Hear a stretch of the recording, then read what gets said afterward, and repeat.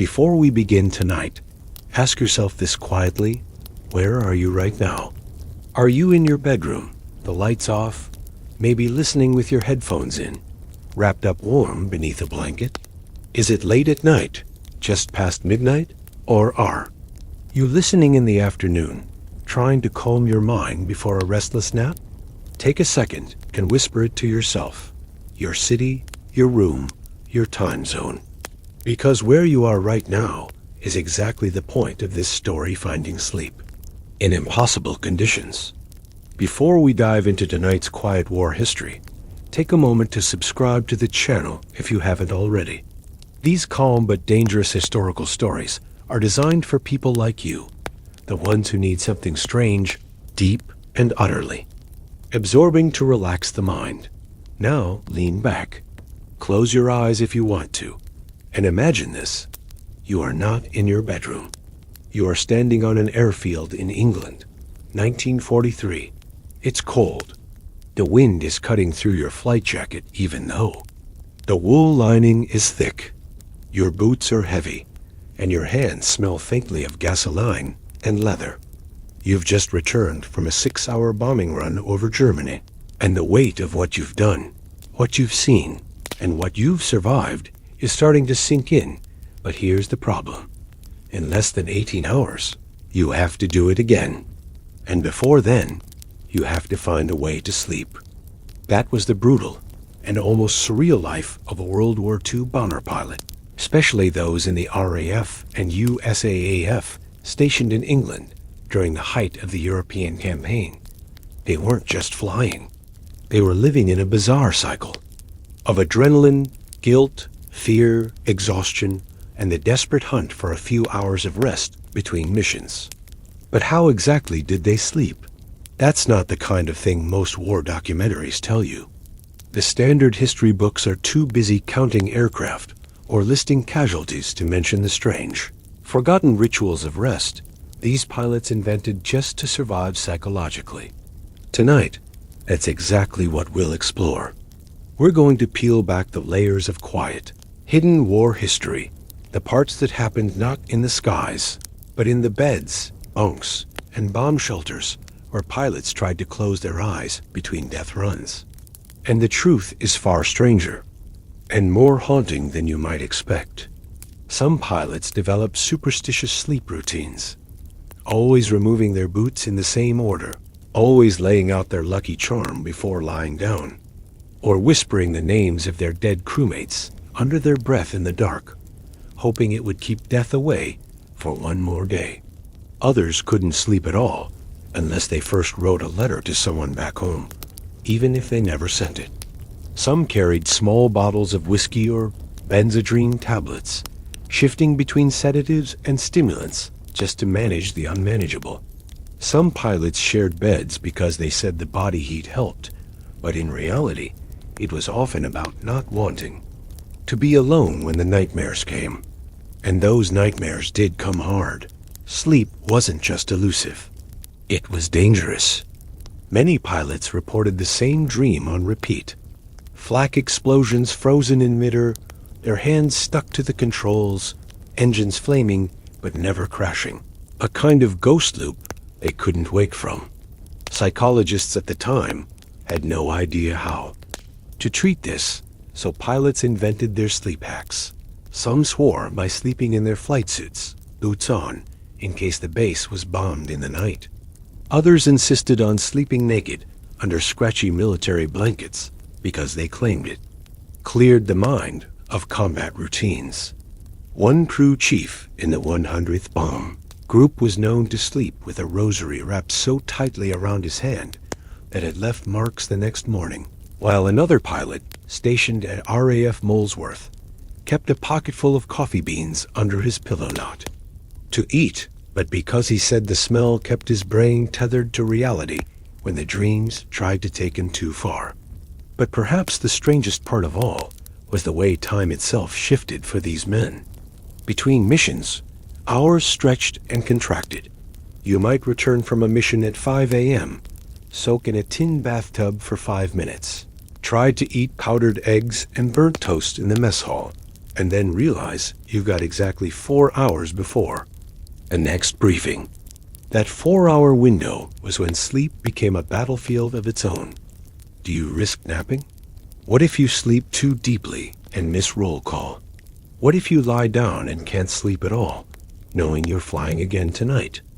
Pilots described a mental state called the twilight slide, a half-sleep, half-wakefulness that felt like floating through fog. Some said they hallucinated during this, seeing the faces of dead friends, or hearing phantom radio chatter in their heads while their eyes remained shut. And yet, this sleep, this fractured, haunted sleep, was the only thing that kept them sane enough to climb back into the cockpit. The military command never officially taught sleep management. There was no guidebook titled How to Rest Between Bombing Runs. So the men created their secret methods.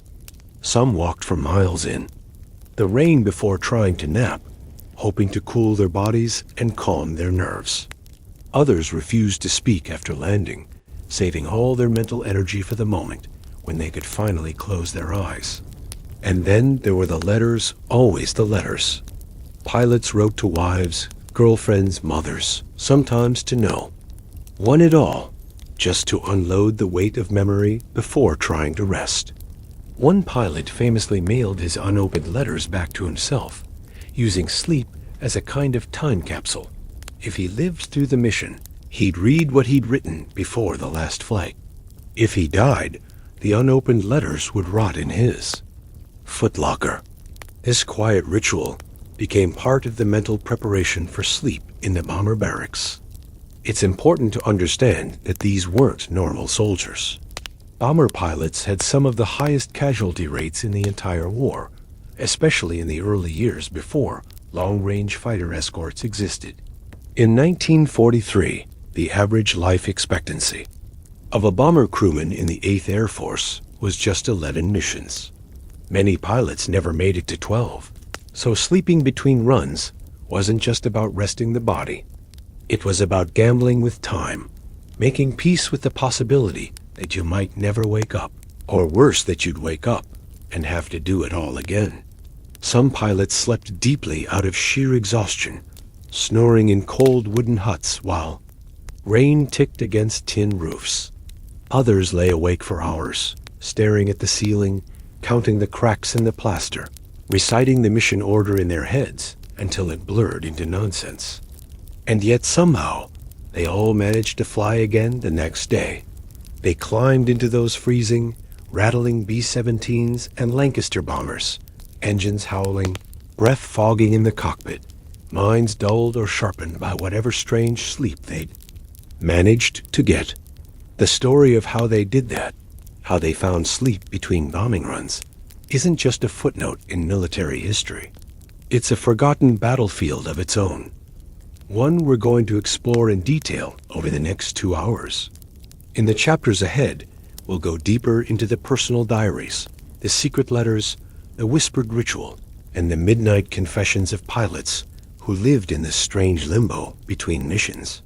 We'll look at the barracks culture, the chaplains, advice, the alcohol, the pills, the prayers, the nightmares, and the rare moments of true rest when the mind finally gave in.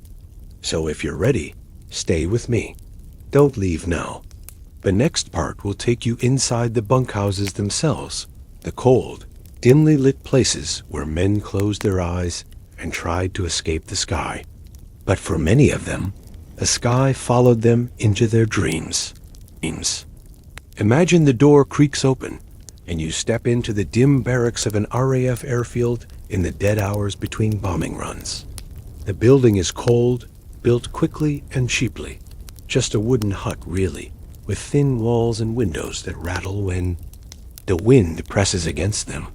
The air smells faintly of sweat, damp wool, pipe tobacco, and something metallic that never quite fades from the skin after hours in a bomber cockpit. This is where they slept, the pilots, the gunners, the navigators, all crammed into shared spaces, each man fighting his private war with sleep. Some would say it wasn't sleep at all. It was more like falling into a strange temporary death, only to be resurrected hours later when the alarm bell clanged for the next mission. The bunks were simple, nothing luxurious. Wooden frames, thin, horsehair mattresses, scratchy government-issue blankets that never quite kept out the chill. But what made these places so surreal were the objects each man kept near his bed.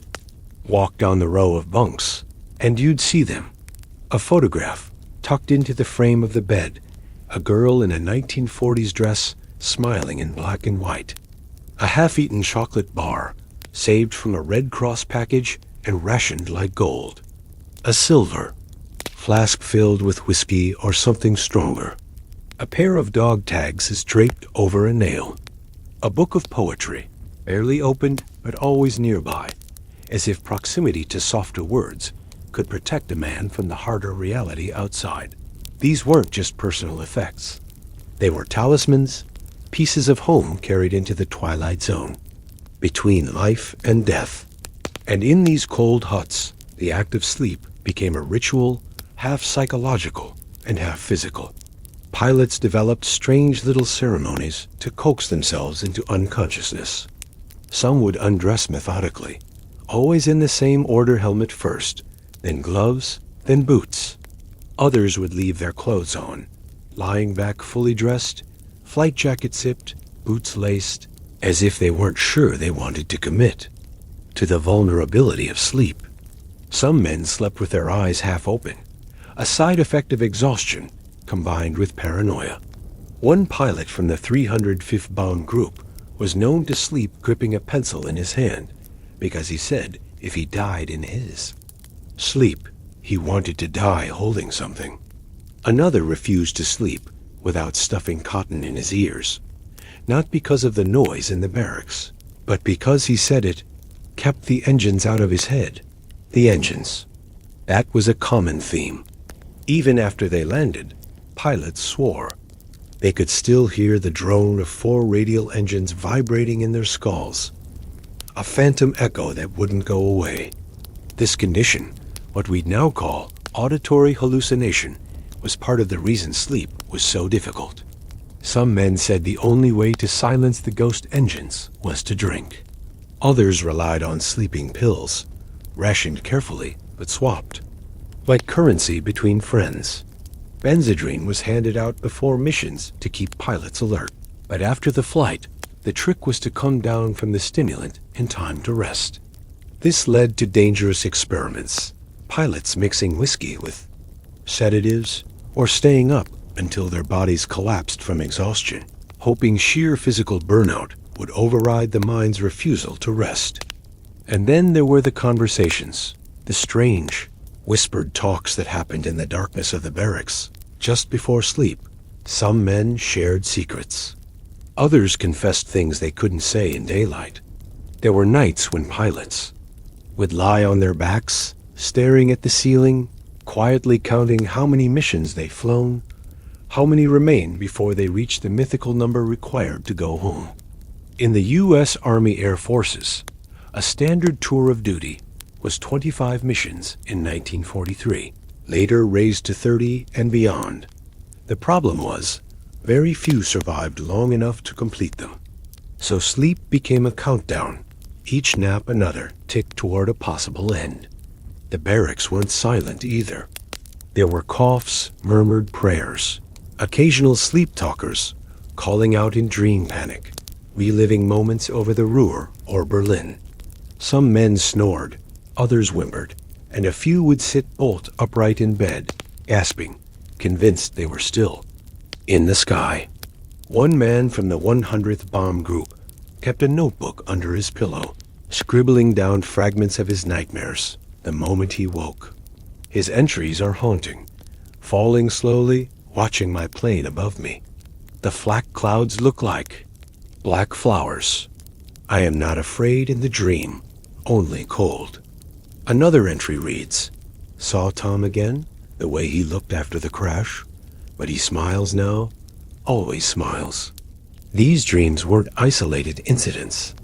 Pilots in both the RAF and USAAF reported the same kinds of visions, crashes that never ended frozen moments of terror that looped on repeat. Some airmen tried to outsmart the dreams by staying up as long as possible, playing cards until dawn or chain-smoking in the latrines. Others sought refuge in borrowed faith, attending chaplain services not because they believed, but because prayer routines helped structure the mind before bed. The chaplains, for their part, often became sleep coaches, unofficial therapists, offering spiritual sedatives. Talk to God, they'd say, even if you don't believe in him. It's better than talking to the ghosts. There were also physical tricks. Some pilots swore by cold showers before bed, shocking the body into sleepiness. Others heated water in tin cups and soaked their feet, claiming it drew the blood away from the brain and calmed racing thoughts. A few airmen kept small dogs or stray cats in the barracks, pets who curled up at the foot of the bunks, stroking. Fur was a way to anchor the mind, to feel something soft and alive in a world obsessed with machinery and death. Cigarettes played a role too, of course. Pilots smoked endlessly, the ritual of lighting a cigarette serving as a transition between wakefulness and rest. The glow of a cigarette tip was often the last thing seen before sleep, the tiny red ember fading as eyes finally closed. But sleep was never guaranteed. Some nights, the weather grounded all flights, and pilots celebrated with cautious relief extra hours to rest, to stretch out in bed without the weight of dread pressing down. Yet even on those nights, sleep was complicated. Guilt crept in. Men wondered, was the enemy resting too? Were German pilots sleeping better? And if so, was that a strategic weakness for us? One RAF officer kept a journal in which he described sleep as the rehearsal for death, a necessary surrender, but one that came with its dangers. He wrote, "Each time I close my eyes, I imagine myself in free fall. No parachute, no bottom to the sky." That phrase, "no bottom to the sky," became a kind of code among his friends. Before bed, they'd joke darkly, "See you at the bottom of the sky." And then they'd try to sleep. The barracks also had their moments of strange comedy. There were pranks, like filling someone's boots with shaving cream, or swapping a buddy's blanket for one soaked in cold water. Laughter helped bleed off the tension, but sometimes the pranks backfired, triggering fights or breakdowns in men already stretched to the limit. Then there were the letters again, the constant writing. Some pilots wrote to their families. Others wrote to girlfriends or fiancées they hadn't seen in months. A few wrote to people they barely knew, pen pals they'd met through newspaper ads. The act of writing was its kind of sleep ritual, a way to dump thoughts onto paper and clear the mind before trying to rest. One airman even wrote letters to himself, addressed to the man who comes back. He kept them in his footlocker, unopened. The barracks housed all these strange habits, all these private methods of coping with the unthinkable. And yet, the next morning, when the sun rose and the briefing room filled with the smell of burnt coffee and cold ration bread, the sane men would gather again, flight suits on, ready to climb back into their aircraft. Some looked rested. Others looked like they hadn't closed their eyes at all. But no one talked about it openly. Sleep or the lack of it was just part of the mission. Tonight, as you listen, you're getting closer to their world. Not just the war itself, but the hidden spaces where war continued quietly in the mind. In the next part, we'll step outside the barracks and into the debriefing rooms and briefing huts, where sleep deprivation collided with military orders. We'll learn how pilots process trauma in real time, often with only minutes of sleep between life and death decisions. Stay with me. The quiet war history continues. Imagine now the transition from the cold, restless barracks where the men tried to sleep into the sharp fluorescent brightness of the briefing room. It's early morning, or maybe it's still technically night, depending on how you count. Time when sleep is fragmented into scraps. Pilots shuffle in, bleary-eyed, buttons mismatched, some faces still creased from the pressure of a pillow or the edge of a cot. This is the moment when sleep deprivation meets military precision. On the wall, a giant map of Europe is pinned up, with string lines and thumbtacks marking flight routes. A senior officer stands at the front, tapping a stick against the targets. For today. But let's step back and focus on the psychological shift happening in the room. These men have been woken from incomplete sleep, or perhaps from nightmares that left their hearts racing. Their minds are still in the gray space between sleep and wakefulness. Their bodies are cold, stiff from the bunks, necks aching from bad. Pillows, coffee circulates, handed out in tin cups. The coffee is lukewarm, thick with grounds, and tastes like burnt rubber. But it's the first step in trying to snap the brain into action. Some pilots clutch the cup like a life preserver. Others can't stomach it at all, their stomachs twisted with pre-mission nausea.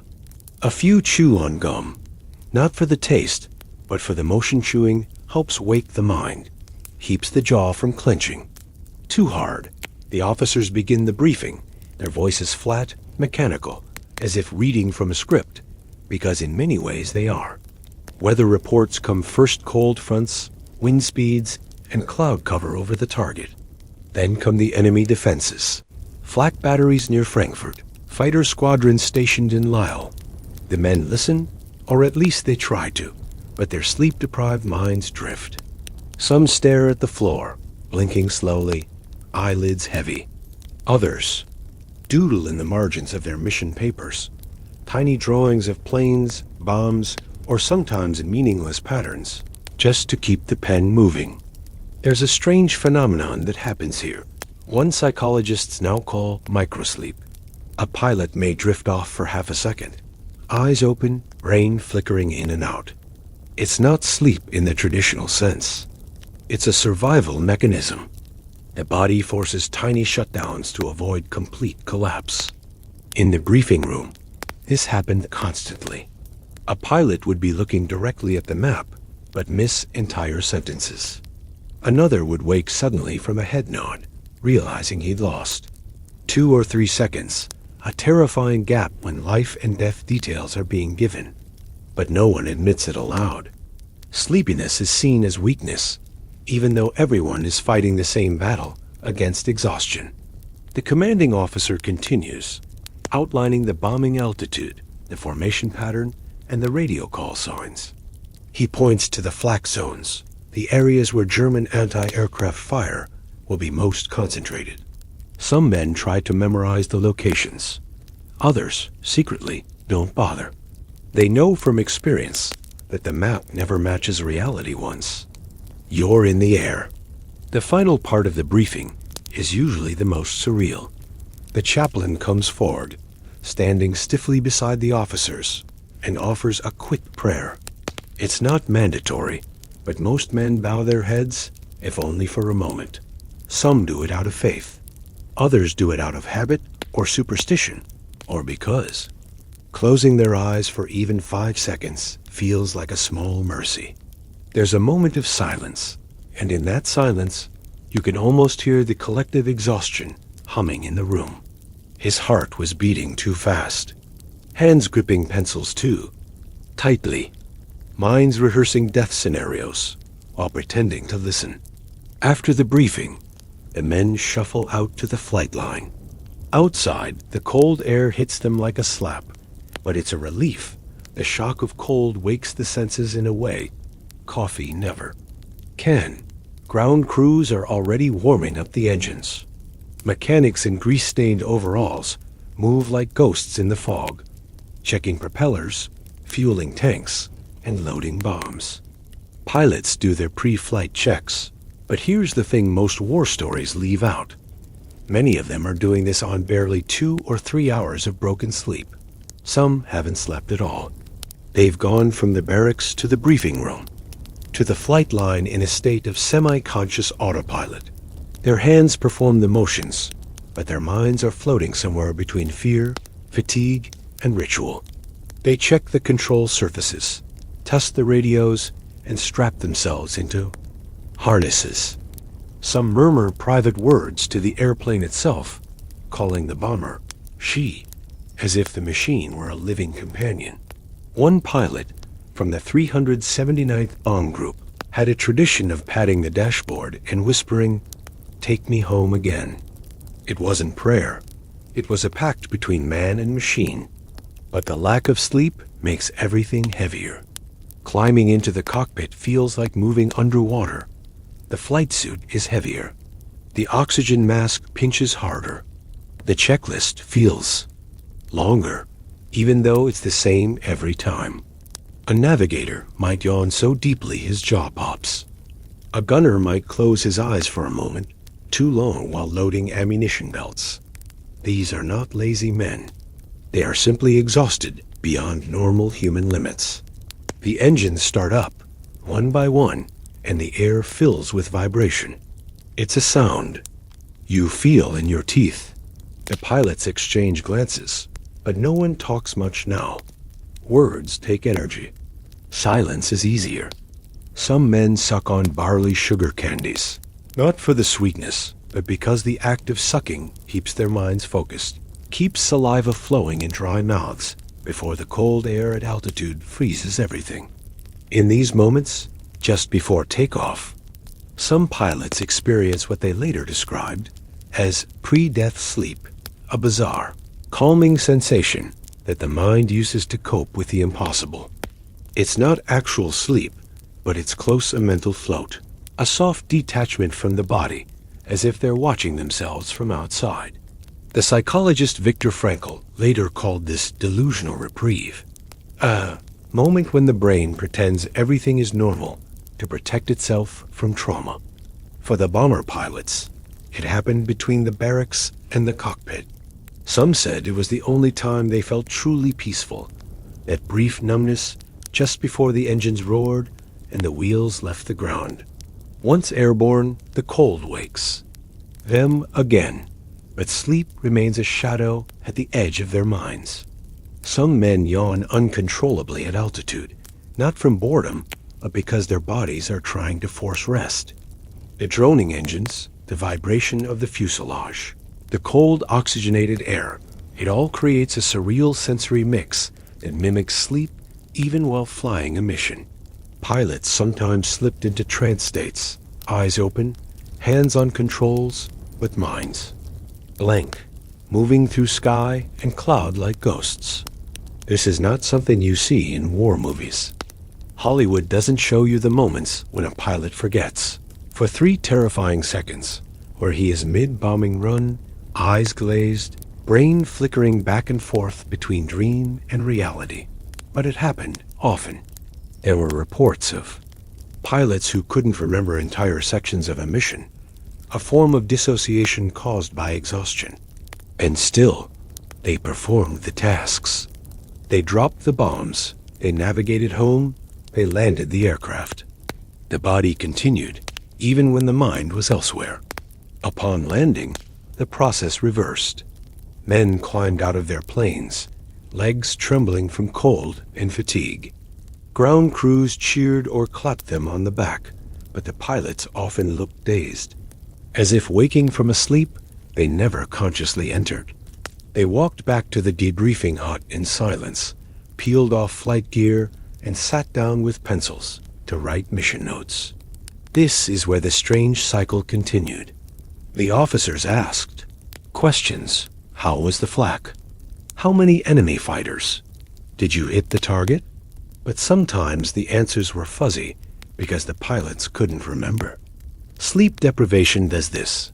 It creates gaps, holes in memory, distortions in perception. Some pilots reported seeing enemy planes that weren't there. Others failed to see real threats because their brains filtered them out, prioritizing survival over detail. After the debrief, the men staggered back to the barracks. Some collapsed onto bunks, still in flight. Suits. Others smoked cigarettes with trembling hands, adrenaline still buzzing through exhausted veins. And then, once again, they faced the impossible task, trying to sleep before the next mission. It was a cycle that repeated over and over, grinding men down in body and mind. Yet somehow, they kept doing it. In the next part, we'll go deeper into what happened after the missions. How men tried to wind down, how they processed the things they'd seen, and how sleep became both an escape and a prison. Stay with me. The quiet war history continues. Picture this. The mission is over. The planes have landed, their tires scraping the cold tarmac in long shudders. The smell of fuel and burnt oil hangs heavy in the air.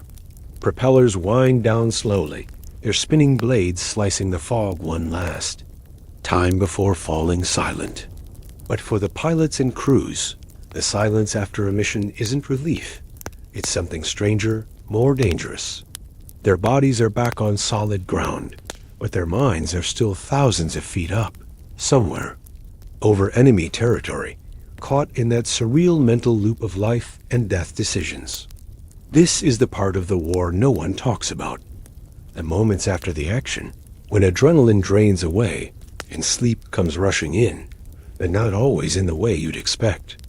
Some pilots, immediately after debriefing, collapsed into what they called combat coma, a state of sudden, absolute exhaustion where the body simply shut down. They'd fall asleep fully dressed, boots still on, sometimes still holding a pencil from the debrief.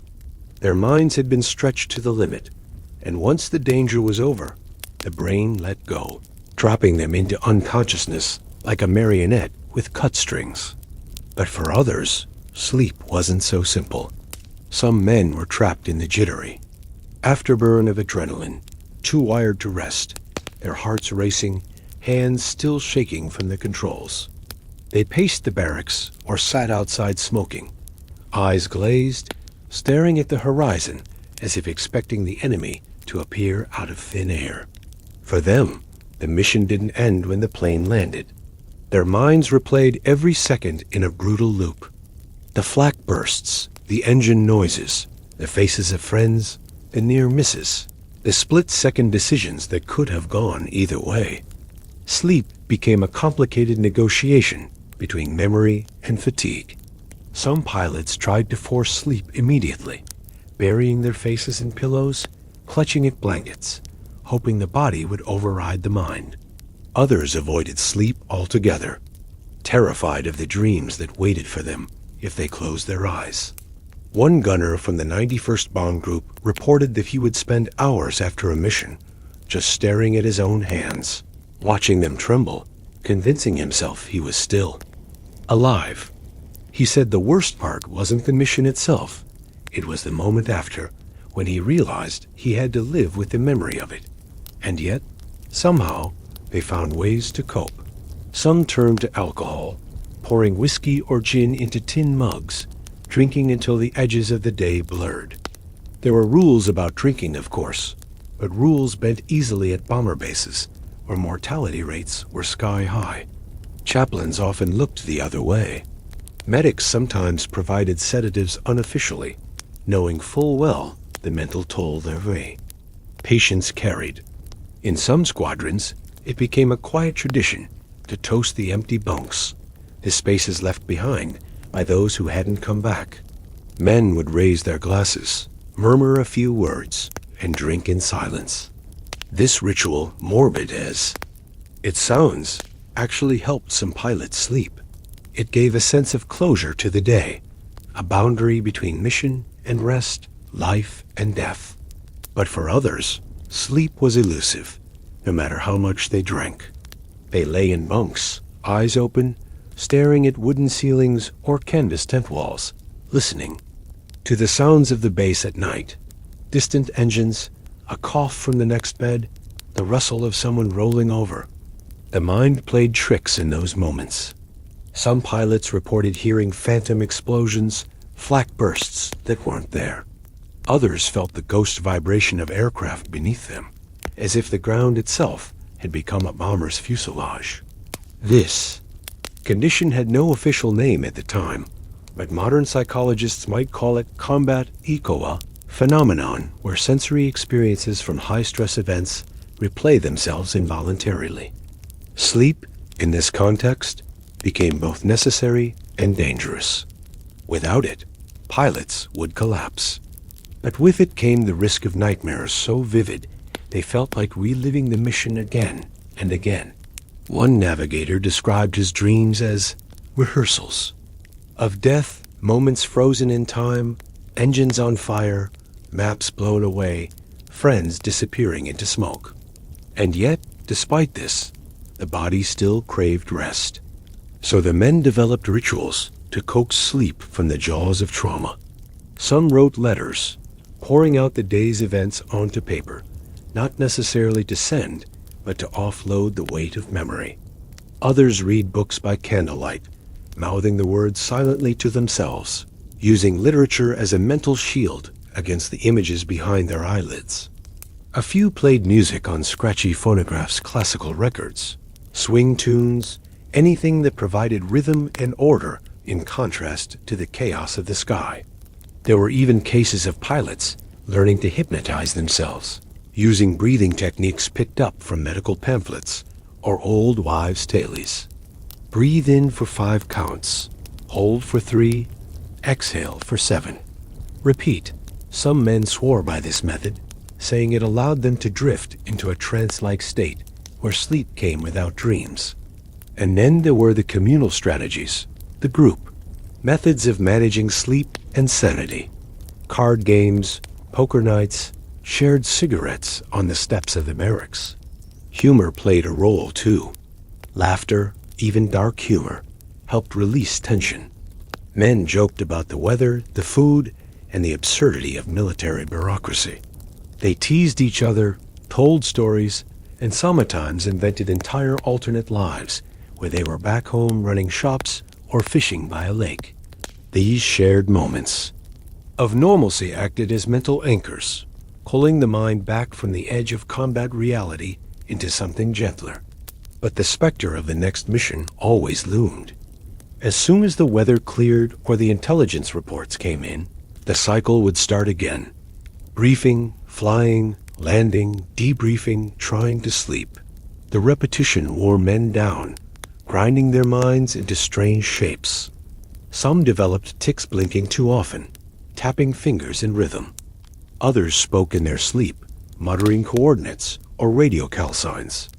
A few, tragically, broke under the strain, developing what was then called lack of moral fiber, a term for combat fatigue, or what we now recognize as PTSD. These men were often sent away quietly, their absence explained as illness or injury. The rest carried on, wearing their exhaustion like an invisible uniform. They joked about sleep as if it were a commodity to be traded. Got 2 hours last night, beat. That, I slept through the mess call this morning, must be winning. But beneath the banter was a shared understanding. Sleep was both a necessity and a vulnerability. It opened the door to the subconscious, where fear and grief lived.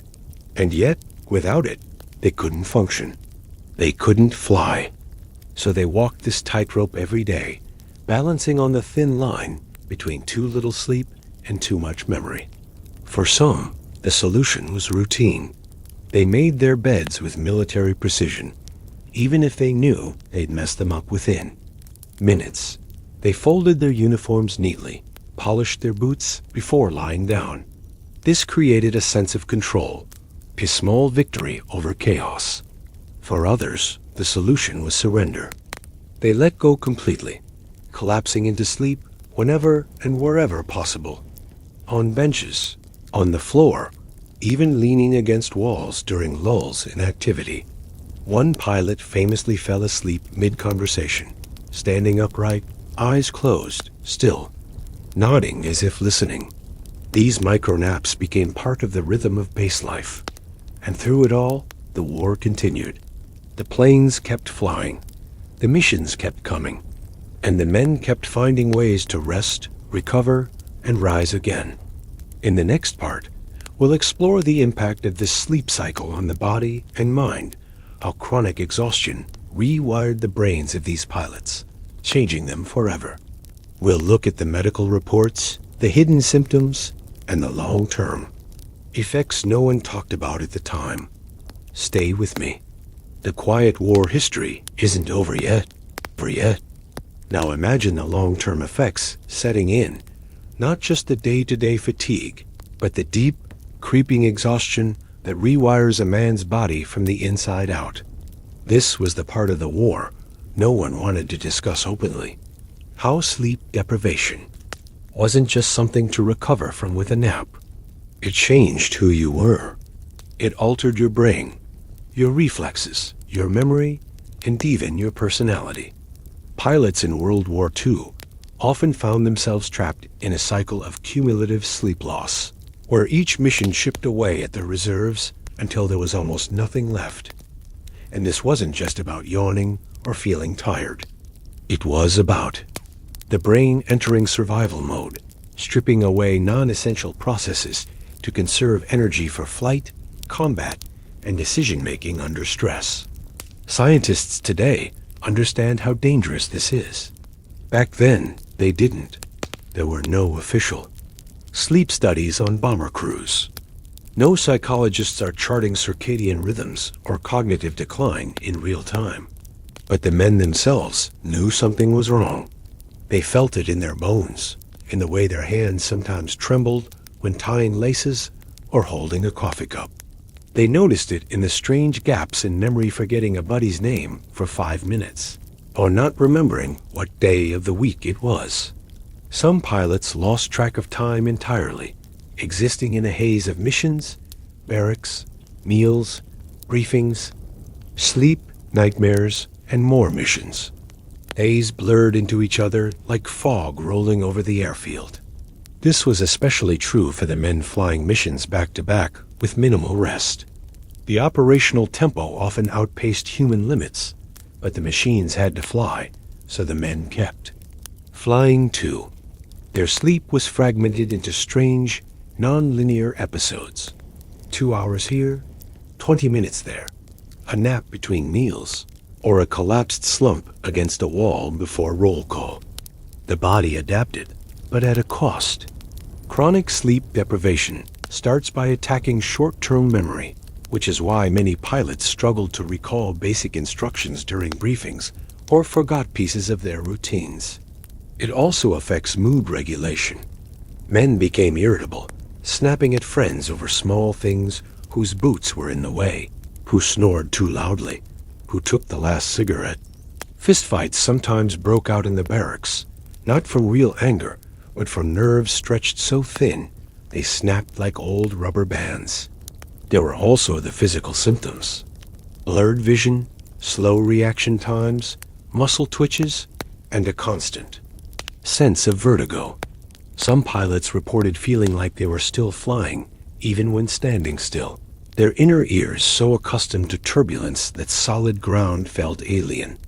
This condition is now called spatial disorientation, but back then, they had no name for it. They just called it the wobble. And then there were the hallucinations, not just in sleep, but while awake. Some pilots saw shadows that weren't there. Others heard phantom voices, especially in the half hour before or after sleep. One gunner claimed he saw his dead friend sitting on the edge of his bunk every night, just watching silently. No one questioned him. Everyone understood. The line between dreams and waking life had become porous, thin as cigarette paper. There's a medical term for this now: hypnagogic hallucinations, images and sounds that intrude when the brain is trapped between states. But to the men of the bomber crews, it was just part of life. They lived in that crack between consciousness and sleep, night after night, mission after mission. Some men found themselves talking out loud in their sleep, reciting checklists, radio codes, emergency procedures. Others developed what they called the shivers, sudden bursts of cold that had nothing to do with the weather.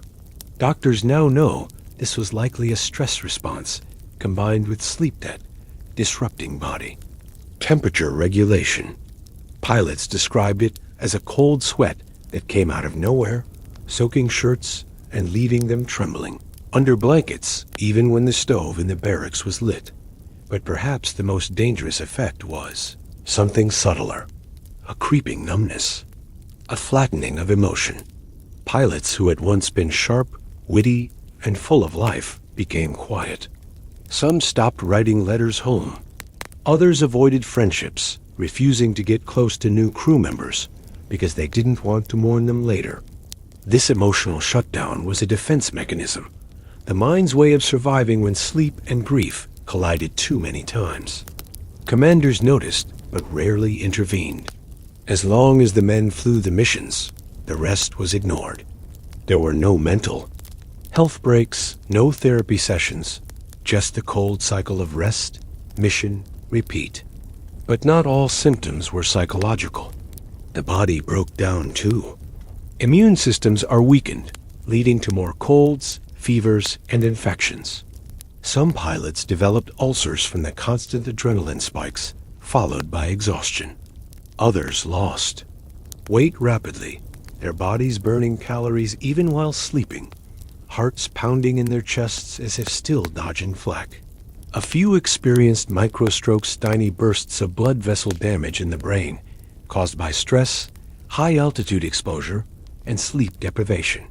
These went undiagnosed at the time, but later in life, many bomber veterans developed early onset dementia or memory problems traceable back to these war years. Sleep was supposed to be the cure for these things, but for bomber pilots, sleep had become another battleground. Some men tried to hack their biology. They developed personal sleep schedules, napping at odd hours, forcing their bodies into routines that made no sense to anyone else. One pilot from the 388th Bomb Group refused to sleep at night at all, choosing instead to nap in short bursts throughout the day, claiming this kept the nightmares at bay. Another carried a pocket watch set to his home time zone, not England's, and structured his sleep around what he imagined his family was doing back home. If it was 10 p.m. in Iowa, he tried to sleep too, even if that meant crawling into bed at noon in England. It wasn't logical, but it gave him a sense of connection to a world outside the war. There were also bizarre folk remedies passed between. Crew's ideas picked up from medics, local villagers, or old superstitions. Some men rubbed lavender oil on their temples, claiming it eased nightmares. Others tied a piece of string around their wrist before sleep, telling themselves it would catch bad dreams like a net. A few took to sleeping with their boots placed in a specific direction under the bed, toes pointing toward home, as if that symbolic act would guide them safely through the night. But no matter what tricks they tried, the exhaustion was cumulative. There was no catching up on sleep. It piled up behind the eyes, in the shoulders, and the chest, a weight that grew heavier with each mission. And yet, they kept flying, because that's what was expected. That's what survival looked like. Some pilots later described this state as becoming a machine, not in the sense of being emotionless, but in the sense of being trapped in a loop. Mission, return, try to sleep, repeat. Their brains adapted to function under conditions most humans will never experience. High-stress decisions on minimal rest, flying complex machinery through hostile skies while their bodies screamed for sleep. In many ways, they became experts. In artificial wakefulness, masters of pushing through, but the cost was invisible scars that lasted decades. Long after the war, many veterans reported sleep problems that never went away. Nightmares persisted. Some couldn't fall asleep without the sound of engines playing in the background. Others experienced sleepwalking episodes, waking up in the kitchen or outside their homes, convinced they were still on a mission. One veteran, interviewed in the 1970s, said, "I haven't slept since 1944. Not properly. I rest, but I don't sleep.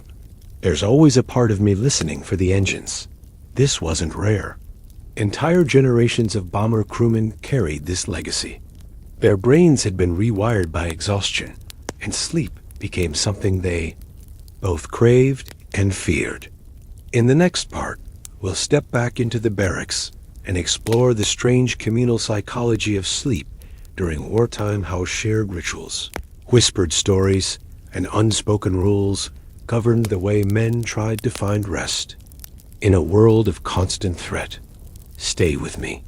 The Quiet War history still has more to reveal. Step back into the barracks now, not as a single pilot alone with his thoughts, but as part of the collective group, the strange brotherhood of men living in the suspended world between missions. Sleep, in this setting, wasn't just an individual experience. It became a communal event, shaped by shared fears, unspoken rules, and the fragile web of rituals that kept everyone from slipping into madness. Inside the thin wooden walls of the hut, the atmosphere was often quiet, but never truly silent. Someone was always shifting in a bunk, rolling over, clearing his throat, or whispering to the man in the next bed. There was a strange etiquette.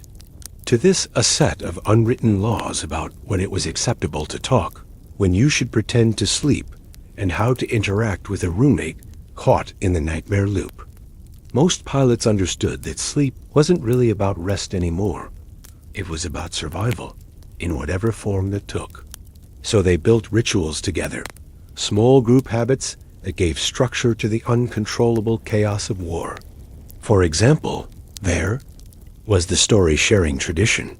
Just before lights out, some squadrons developed the habit of telling safe stories memories from home.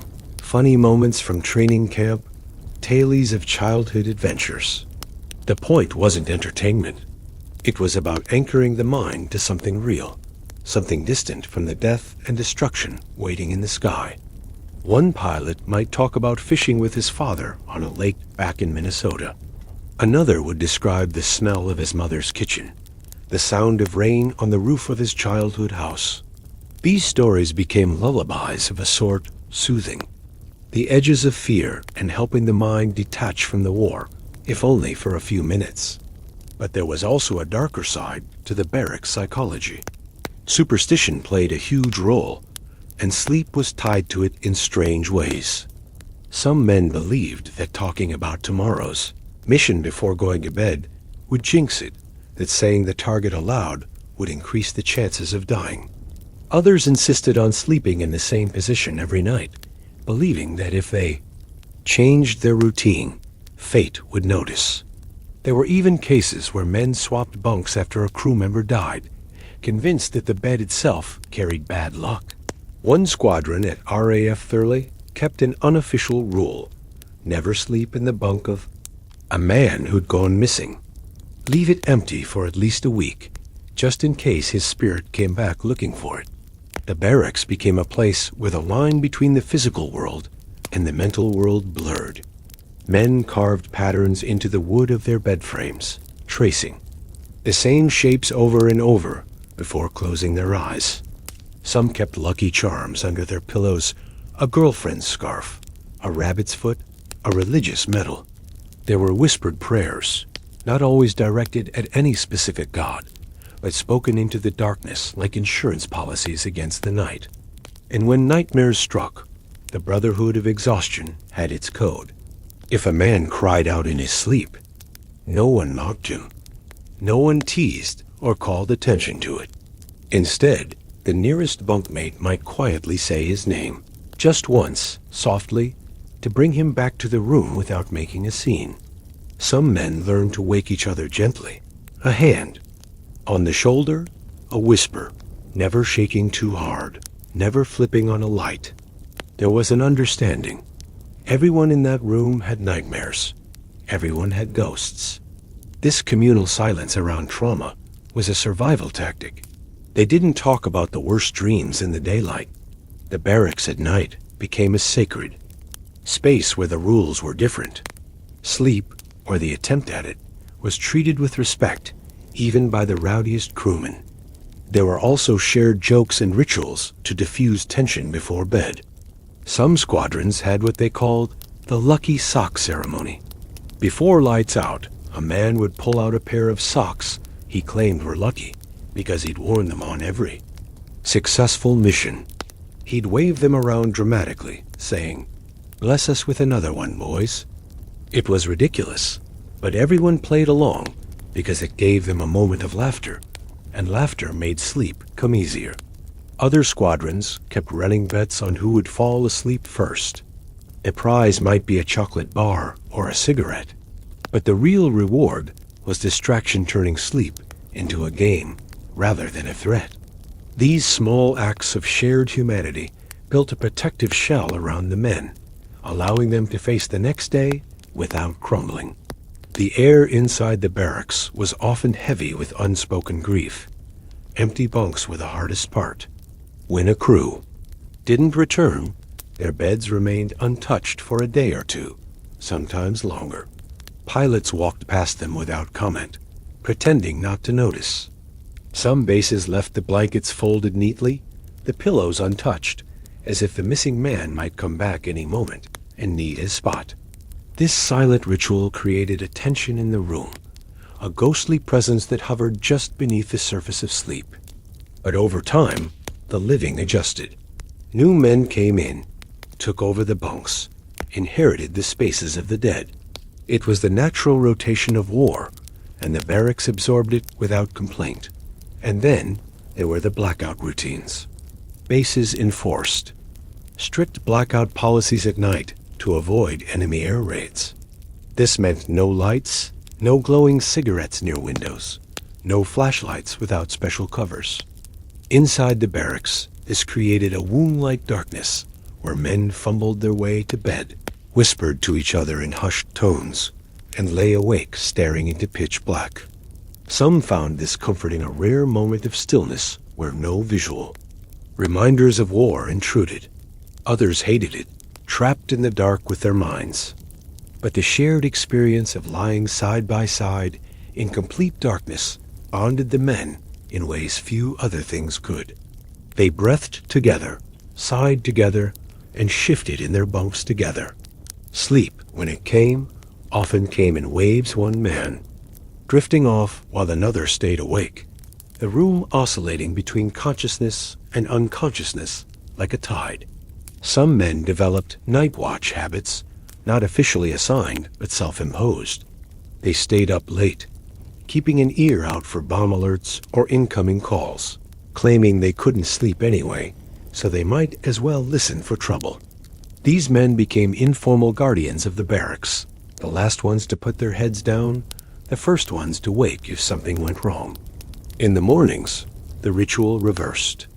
Men woke slowly, groaning, rubbing their eyes, shuffling toward the latrines or the mess hall. They swapped stories about how little sleep they'd gotten, competing over who was most tired. It was a strange kind of badge of honor to admit to exhaustion, but still function, still fly.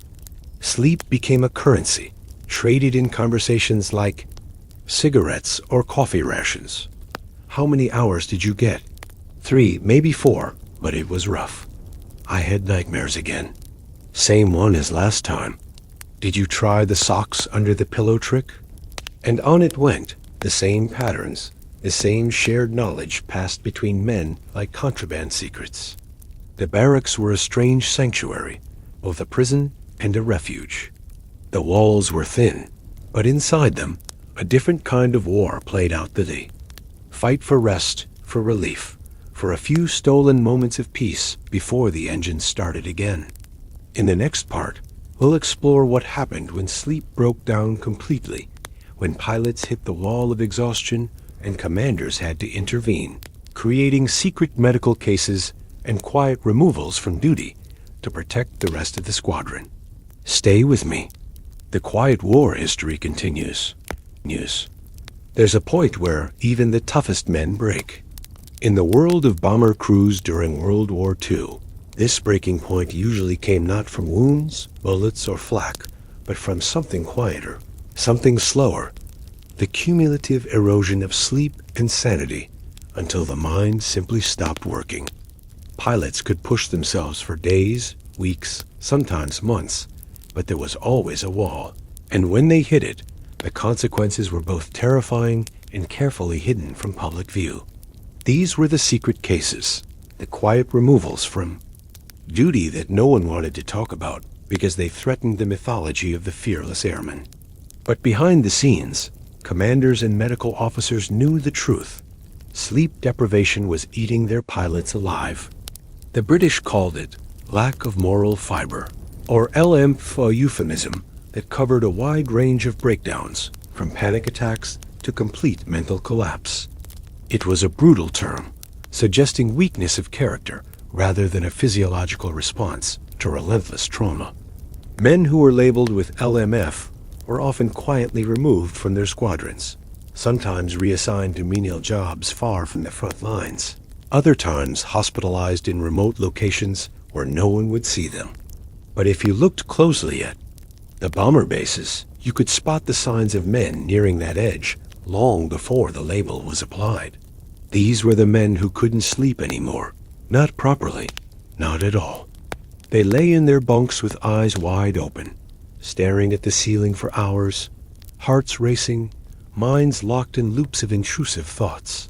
Some developed tics, blinking uncontrollably, tapping their fingers against wood until their knuckles bled. Others became mute, withdrawing from conversations, avoiding eye contact, and refusing meals. Medical officers tried to intervene quietly, offering sedatives or counseling, but resources were limited. There were no formal psychological services in most bomber units. The chaplain might be called in, or a friendly doctor might prescribe a few sleeping pills, but beyond that, the options were grim. Keep flying or disappear. One pilot from the 8th Air Force wrote in his diary about seeing the fog, a personal code he used to describe the moment when his mind would blur out during briefings or flight checks. He'd hear the words, see the maps, but none of it would stick. He was functioning on the surface, but beneath that, he was gone, trapped in what he described as a gray haze of exhaustion where reality and memory collided. Eventually, he stopped writing in his diary altogether. His crewmates reported that he was transferred out one morning without warning. His name disappeared from the roster. No one asked questions because they all feared the same fate.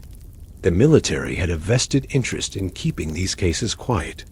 Bomber morale depended on the belief that the mission cycle was survivable, that you could fly dozens of runs and come out the other side whole. Publicly admitting that sleep deprivation and stress were destroying pilots undermined that narrative. So the removals happened in whispers. A man would fly one day and be gone the next. Sometimes he was sent to a rest home, one of the convalescent centers set up in the countryside, where airmen could sit in gardens, read books, and try to piece themselves back together. But not all of them recovered.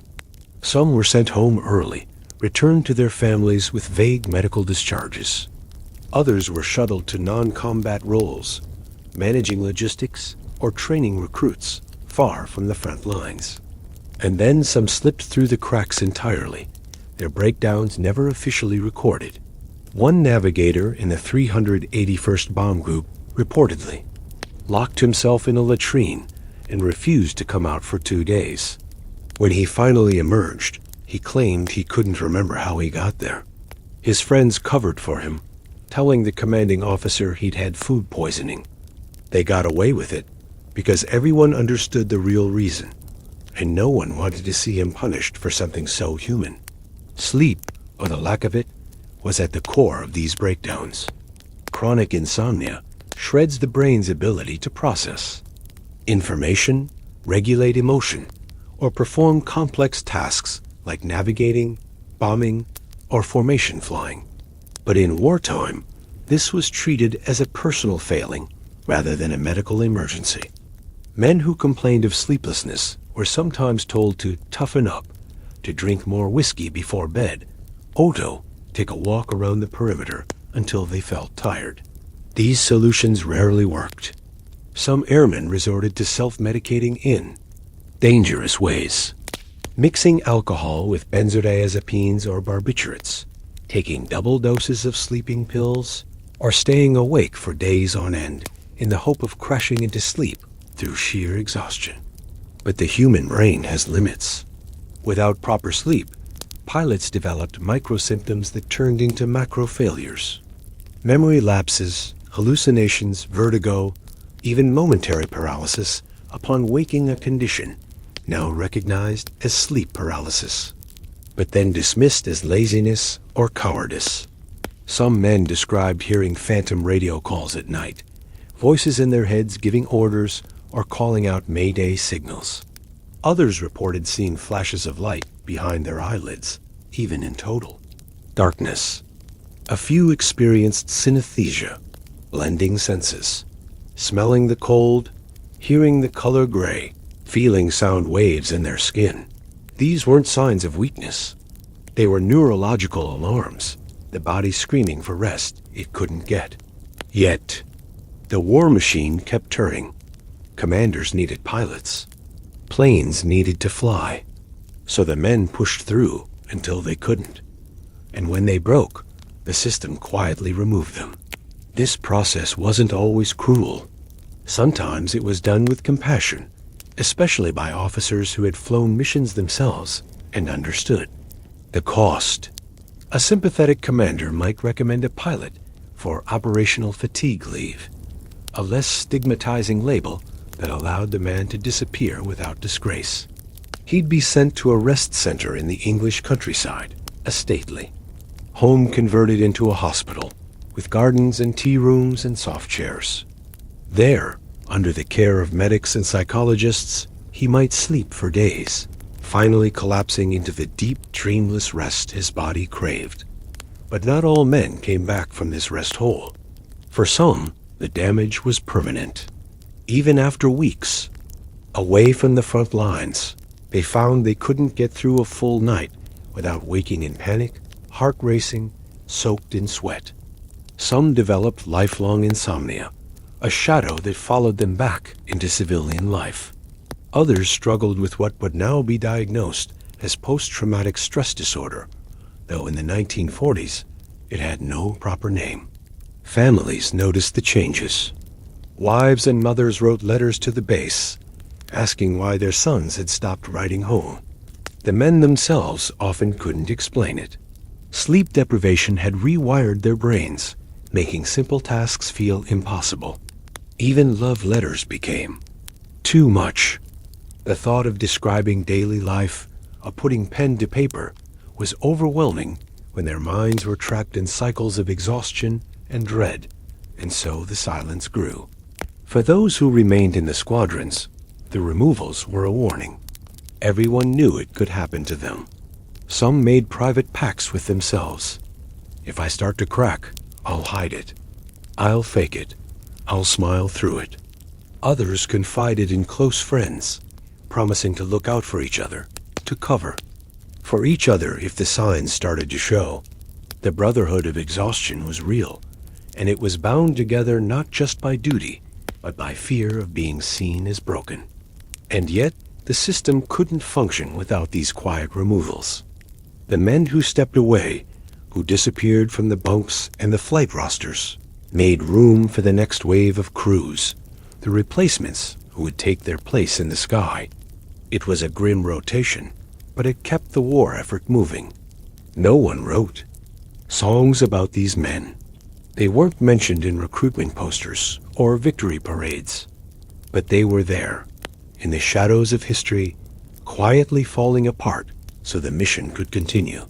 In the next part, we'll look at the coping mechanisms the airmen invented to stay ahead of this breakdown. Strange rituals, psychological games, and unusual bonding practices that help them manage sleep and survival without losing their minds. Stay with me. The quiet war history is far from over. Imagine now the strange world of survival techniques that bomber crews invented, not official training, not military orders, but personal, makeshift coping mechanisms born out of desperation. These were the little psychological tricks, the superstitious rituals, and the social agreements men created just to make it through the next day, the next mission, the next attempt at sleep. War is usually described in terms of strategy and hardware, but beneath that, there's a quieter war, the battle. to keep the mind intact while the body is pushed past its limits. Sleep was at the center of this hidden war. And since no one taught them how to cope with combat exhaustion, the men had to invent their methods. Some of these were simple, almost childlike in their sincerity. Pilots kept good luck charms in their flight jackets, coins rubbed smooth from constant touching, photographs folded and refolded so many times the edges disintegrated, tiny figurines carved from wood or bone. There was one navigator who carried a small stone in his pocket, said to be from the beach where he'd had his first kiss. Another gunner kept a faded playing card tucked under his cap, the Queen of Hearts, claiming she protected him from flak. These objects became sleep aids too, in a way. At night, the men would hold them in the darkness, running fingers over familiar textures, grounding themselves to something real. For a few seconds, the war faded. The ritual calmed the nervous system just enough to allow sleep to creep in around the edges. Then there were the pre-sleep routines, odd, repetitive behaviors that bordered on obsession, but served as psychological armor. One pilot always tapped the soles of his boots together 3 times before crawling into his bunk. Another insisted on sleeping on the same side every night, no matter how uncomfortable the mattress. Some recited the same phrase under their breath, like a mantra, before closing their eyes. Tomorrow is not today. Tomorrow is not today. It was their way of compartmentalizing time, separating the present moment from the looming terror of what might come next. There were also shared games designed to distract the mind before sleep. Men would play memory roulette, where each person had to recall a happy moment from civilian life in exact detail: the smell of a certain meal, the sound of a specific street, the name of a girl from back home. The game continued until someone fell asleep mid-story, which often happened within minutes. This wasn't just nostalgia. It was a form of mental self-hypnosis, a way to crowd out intrusive thoughts about flak explosions, burning aircraft, or the faces of dead friends. And then there were the jokes, the gallows humor that soldiers have used for centuries to cope with the unbearable. Pilots joked about their exhaustion, inventing fake medical diagnoses like blanket paralysis or pillow-induced amnesia. They teased each other about snoring so loud, scared away Luftwaffe night fighters. One crew had a running gag that involved drawing mustaches on each other with charcoal while they slept, creating a parade of half-asleep men stumbling to breakfast, with black smudges on their faces.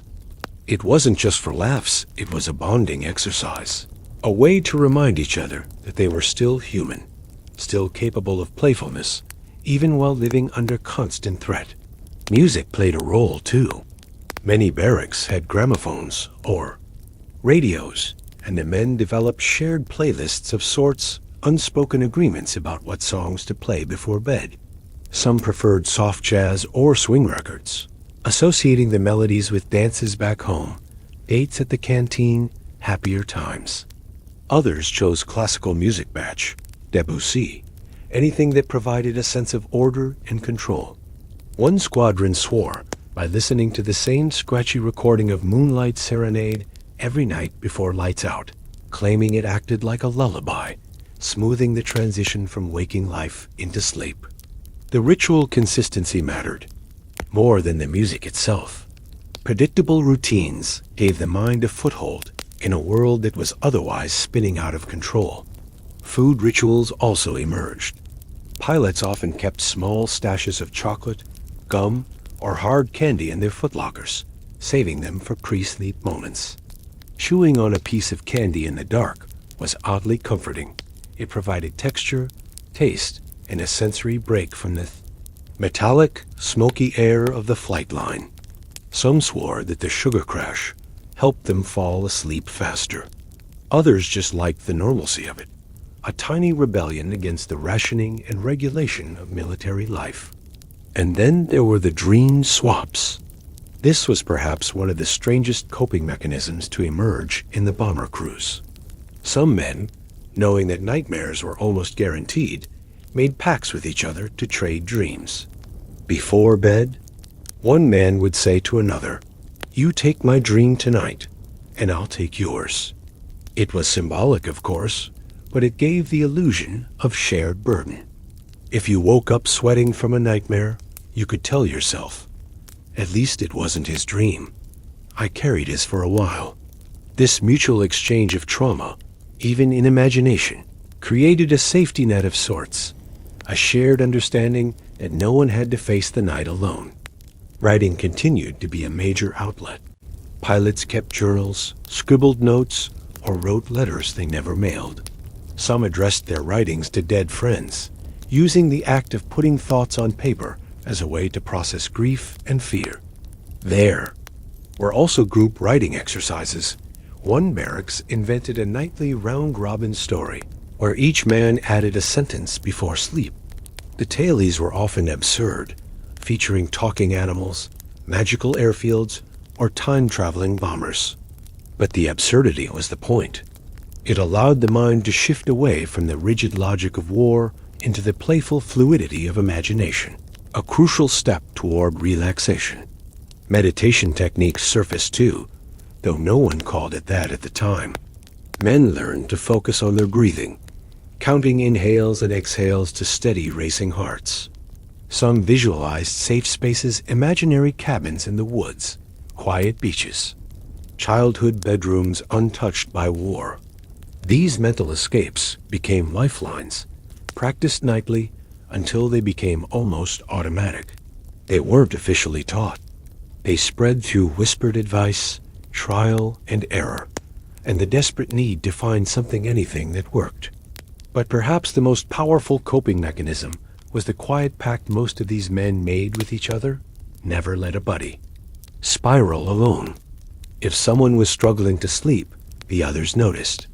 They'd offer a cigarette, a shared chocolate bar, a joke, a distraction.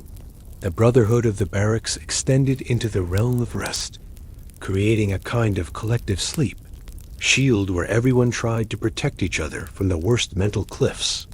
There was no formal therapy, no official mental health protocol, but the men built their system, cobbled together from kindness, humor, superstition, and shared exhaustion. And somehow, it worked well enough to keep most of them flying night after night into missions that blurred together in the fog of fatigue. In the next part, we'll explore the physical spaces where these rituals happened in more detail, the architecture of the bomber bases, the layouts of the huts, and how the environment itself shaped the strange world of wartime sleep. Now let's step further into the environment itself, the physical spaces where these men tried to rest, recover, and prepare for the next flight.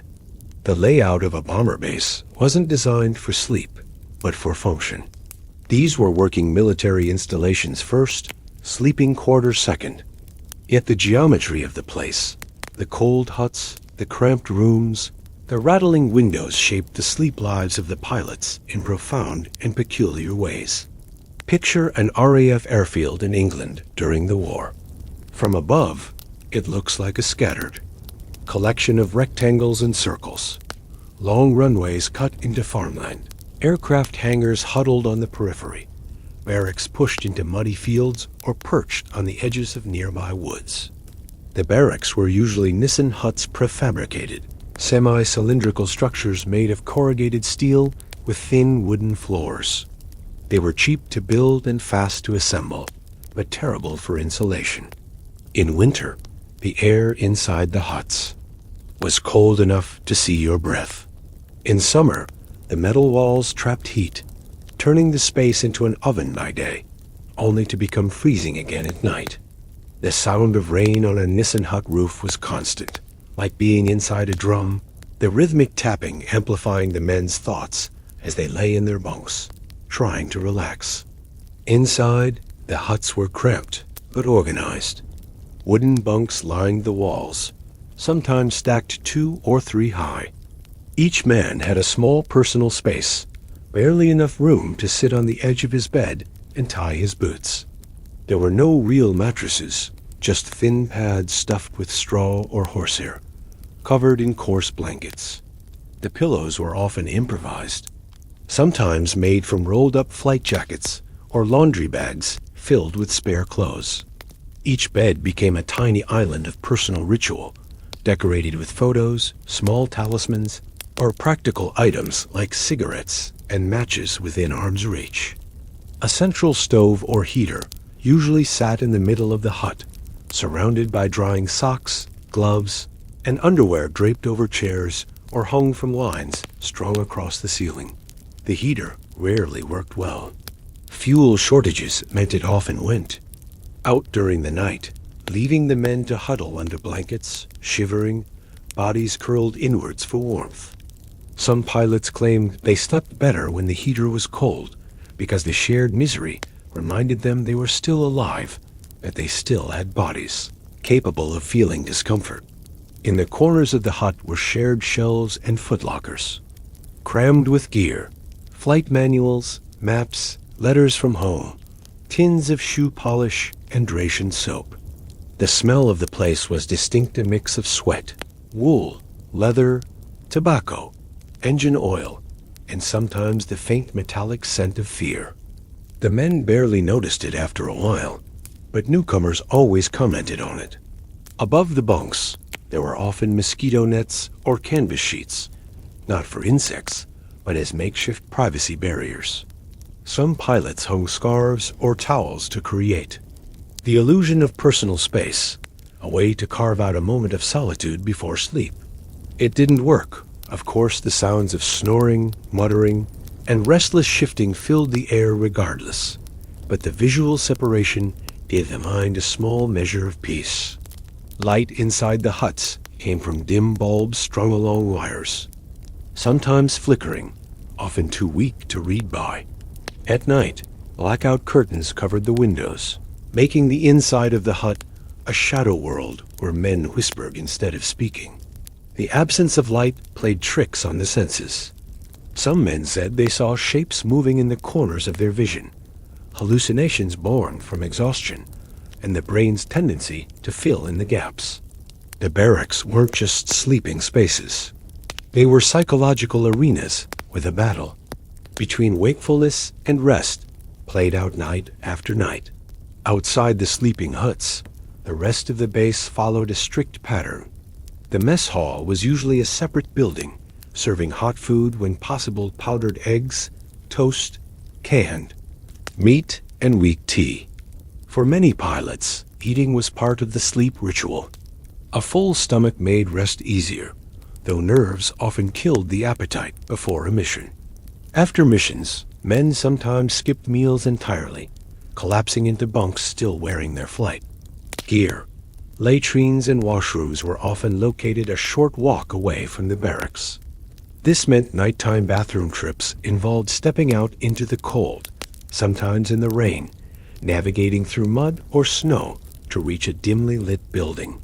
Pilots reported that these short walks in the dark became moments of strange reflection, time to look up at the moon, listen to the wind, and feel both incredibly small and incredibly alive. The journey back to the hut felt like returning from another world. There were also briefing rooms and operations huts, usually near the flight line, where pilots spent hours before missions receiving instructions.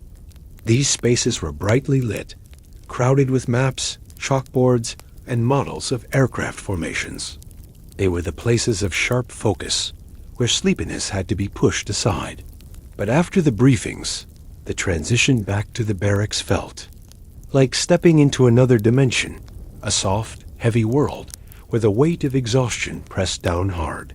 Air raid shelters dotted the bases too small, reinforced concrete bunkers where men could hide during German bombing raids.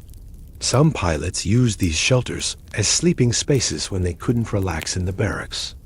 The thick walls muffled sounds, creating a cocoon of silence, broken only by the thud of distant bombs or the rustle of blankets on cold floors.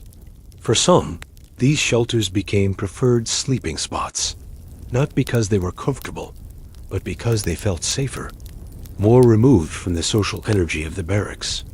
The entire base became a kind of machine with sleep slots built into the gears. Pilots learned to nap in odd places, leaning against walls, slumped over tables, sitting in chairs with their heads tilted back, mouths open. Some men developed the ability to sleep while sitting upright, arms crossed, eyes half closed, as if meditating. These micro-sleeps kept them going between missions. The architecture of the base shaped this behavior. There were few soft spaces, few places designed for comfort. The huts, hangars, and operations rooms were utilitarian, built for efficiency, not rest. But the men adapted, creating comfort where they could. Some stole extra blankets from empty bunks, layering them for warmth. Others lined their boots with newspaper to keep their feet warmer during the night. A few carved their names into the wood of their bunks, leaving behind marks of existence, tiny declarations of, "I was here. I survived this day." The environment wasn't neutral. It actively participated in the men's mental states. The constant cold, the noise of engines outside, and the distant rumble of artillery all fed into the sleep struggles of the crews. Some found peace in these sounds, claiming that the drone of engines became a lullaby after enough missions. Others hated it, unable to separate the sound of machinery from the memory of combat. One pilot described the barracks as a waiting room between death and life, a place where time stretched, curled in on itself, and refused to move in straight lines. In this strange geography, sleep was both refuge and risk. To sleep meant letting go, surrendering control, risking vulnerability in a world where control was already in short supply. And yet, without sleep, they couldn't fly. So the men became masters of adaptation, learning to rest in environments that were never meant for rest, finding small comforts in cold huts and hard bunks, building personal rituals inside military machinery. In the next part, we'll step into the skies again, exploring how exhaustion affected flight performance. What it felt like to fly a bomber while half asleep, balancing life and death decisions in the fog of fatigue. Now imagine being back in the sky, strapped into the cockpit of a heavy bomber at 20,000 feet, the engines humming beneath you, the cold seeping into your gloves, and your eyes half lidded because you haven't truly slept in days. This was the reality for countless bomber crews during World War II men, climbing back into the air while their minds floated somewhere between wakefulness and sleep, their bodies running on stale coffee, adrenaline, and whatever fragments of rest they could steal between missions. Flying a bomber while exhausted wasn't just difficult. It was surreal. The cockpit became a liminal space, a world suspended between realities, where the drone of the engines acted like white noise, lulling the brain into a trance, even while hands gripped the controls. Pilots described it as dream flying gliding, through clouds with blurred vision, minds detached from their bodies, performing tasks automatically without conscious thought. The danger of this state was obvious, but the men had no choice. Missions had to be flown, targets had to be hit, and so they learned to function inside this strange haze. One B-17 pilot recalled feeling like he was watching himself from outside, guiding the plane through flak fields over Germany, while his mind drifted in and out of focus, as if he were a ghost inside his own body. This dissociative state, now recognized by psychologists as a symptom of extreme fatigue and trauma, was common among bomber crews. The mind protected itself by numbing awareness, separating the mechanical tasks of flying from the emotional weight of what was happening.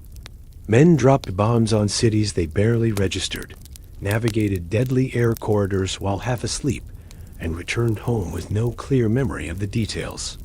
It wasn't incompetence, it was survival through detachment. Reaction times slowed, in ways the men often didn't realize. A pilot might respond to a formation change a second too late, or mishear a radio call, or forget the sequence of switches for engine adjustments. In many cases, the body compensates through muscle memory. The repetitive nature of flight training meant that hands and feet moved automatically, adjusting trim, scanning instruments, and keeping formation without conscious thought. But the mind wandered, looping through memories, fears, and moments of blank emptiness where time didn't seem to move at all. Gunners fought their own battle against exhaustion in the turrets. Sitting in cramped, freezing spaces for hours, they stared into the sky, searching for enemy fighters. But sleep crept in at the edges. Some gunners reported closing one eye just for a second, only to wake up minutes later, terrified they'd missed an attack. The cold helped keep them alert, the bitter sting of frostbite in their fingers, the numb ache in their knees. But it wasn't always enough. There were reports of gunners hallucinating aircraft that weren't there, seeing flashes of light that turned out to be reflections or ice crystals. In the worst cases, they fired on friendly planes, mistaking them for the enemy in the fog of fatigue. Navigators faced a different challenge. Their job required constant mental calculation, charting positions, adjusting for wind drift, and marking locations on maps. But with sleep deprivation, numbers blurred, lines doubled, and landmarks vanished from memory. One navigator described staring at his charts, knowing he should plot a new course, but unable to remember how to start. His hand hovered over the pencil, frozen, until the pilot called for a heading and snapped him back to the task. Bombardiers, too, drifted into trance states during long missions. Hours of flight dulled the senses, but the critical moment lining up the bomb site demanded sudden precision. The shift from semi-sleep to sharp focus was jarring, like being yanked out of a dream into a life-or-death decision. Some bombardiers described feeling detached from the act of releasing the bombs, watching the payload fall through cloud cover as if it were part of someone else's life. The physical strain of flying, while exhausted, compounded the problem. Oxygen at high altitude was thin, even with masks, and the cold seeped into joints, making muscles stiff and slow. Pilots found their hands locking around controls, knuckles white, fingers numb. Some kept chewing gum just to stay awake, biting so hard their jaws ached for days. Others sang to themselves over the intercom, whispering nonsense songs or reciting poetry to keep their minds from fading. There were stories of men falling asleep at the controls for seconds at a time, only to be jolted awake by turbulence or a sudden change in engine noise. These microsleeps were dangerous, but almost unavoidable after multiple missions without proper rest. Co-pilots watched each other carefully, tapping shoulders, nudging arms, sharing the burden of keeping alert. The cockpit conversations became strange during these moments, a mix of technical check-ins, personal confessions, and surreal jokes born from exhaustion. One pilot remembered telling his co-pilot that he could see the Atlantic Ocean in the clouds over France. The co-pilot laughed and admitted he saw it too. They both knew it was impossible, but in that state of fatigue, the mind plays along. With hallucinations, some crews developed systems to snap each other out of trance. They'd call for meaningless radio checks, forcing the pilot or navigator to respond just to keep them tethered to the moment. They'd slap their faces, punch their thighs, anything to push away the fog. But sometimes nothing worked. A flight engineer once reported waking up in the Bombay catwalk, unsure how he'd gotten there. He'd been checking gauges, and the next thing he knew, he was staring down at the open bomb doors, the ground 20,000 feet below. He climbed back to his station, heart racing, sweat freezing on his skin. No one said a word about it afterward. They all understood. The planes themselves seemed to absorb the exhaustion, becoming extensions of the men's bodies. The cockpit, vibrations, the steady hum of engines, the cold air rushing through small gaps, all of it created a hypnotic rhythm that blurred the boundary between machine and mind. Some pilots said they dreamed while awake. Flying through layers of cloud, they felt like memory rather than sky. The problem was, these weren't ordinary dreams. They were battle-laced, filled with images of previous missions, near misses, friends, who didn't come back. The mind looped on these visions even while performing the complex tasks of flying, navigating, and bonding. And yet, somehow, the missions continued. Planes landed safely more often than not. The men survived, even when logic suggested they shouldn't. They returned to base with bloodshot eyes, trembling hands, and fragmented memories of what had just happened. Some couldn't recall entire sections of the flight. Others remembered only the details. The way the sun hit the wing, the sound of flak bursts, a pattern of frost on the window. Back on the ground, the debriefings reflected this mental fog. Pilots answered questions mechanically, sometimes giving incorrect reports because their brains had filed events out of order. Intelligence officers learned to cross-check everything, knowing that exhaustion distorted perception. But no one blamed the crews. Everyone knew the cost. After the missions, the men stumbled back to their bunks, peeling off flight suits, collapsing into sleep so deep it resembled unconsciousness. Their bodies needed it, craved it, but the mind often fought back. Nightmares came hard and fast, jolting men awake with shouts or silent gasps. Some didn't wake at all, sleeping through alarms, breakfast, even roll call, locked in a cycle of recovery that no amount of discipline could break. Yet when the next mission came, they got up, climbed back into the planes, and did it again.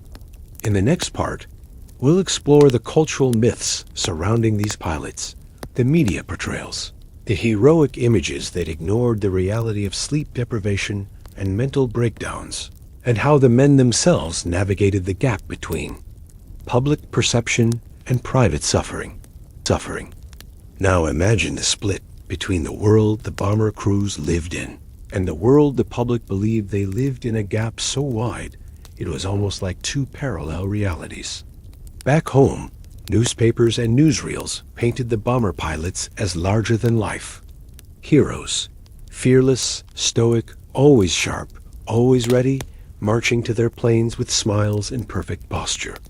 Photographs showed them climbing into aircraft with confident grins, leather jackets gleaming in the sun, oxygen masks slung casually around their necks. Recruitment posters echoed the same message. Bold men in flight goggles, eyes locked on the horizon, determination in every line of their faces. But the real men, the ones shivering in cold barracks, trying to fall asleep on straw mattresses between bombing runs, knew this image was a myth. They weren't machines. They weren't tireless. They were exhausted human beings, caught in a loop of fear and fatigue, barely holding themselves together under the weight of sleep deprivation and combat trauma. Yet the myth persisted because it had to. Morale on the home front depended on believing that the boys in the air were invincible. Families needed to think their sons, brothers, husbands were handling the war with calm professionalism, not shuddering in their bunks at night, whispering to themselves to keep the nightmares away. This disconnect created a strange emotional limbo for the pilots. They lived one life in the air, in the barracks, and another in the letters they sent home. Many consciously edited their letters, leaving out the parts about sleepless nights, hallucinations, or the empty bunks of dead friends. Instead, they described routine things: the weather, the food, a funny story about a buddy. They signed off with phrases like "all is well" or "don't worry about me," even when their hands shook as they wrote the words. Some men found this dual existence comforting. It gave them a mask to wear, a persona to slip into when they needed to distance themselves from the horror. But for others, it was isolating. The gap between public perception and private reality widened with each mission, until some men felt like ghosts in their own lives, performing roles in a play no one else could see. The media didn't help. Wartime propaganda films showed bomber crews laughing together, tossing footballs on the grass, and sharing jokes in the mess hall. The cameras didn't capture the moments when those same men sat in the dark, clutching a cigarette with trembling fingers, afraid to close their eyes because of what they might see. Newsreels skipped over the parts where men wet themselves during bombing runs, not out of cowardice, but because the body can only take so much fear before it overrides control. They didn't show the silent meals after missions, where no one spoke because they were too tired to form sentences, staring into tin plates of powdered eggs they couldn't force themselves to eat.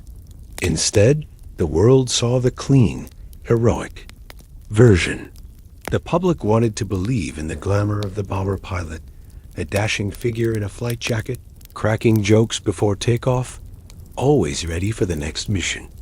They didn't want to hear about the men who forgot their names for a few minutes because sleep deprivation scrambled their memories. They didn't want to know about the pilots who wept quietly in the latrines at 3 a.m., shaking with exhaustion. Commanding officers knew this myth was useful.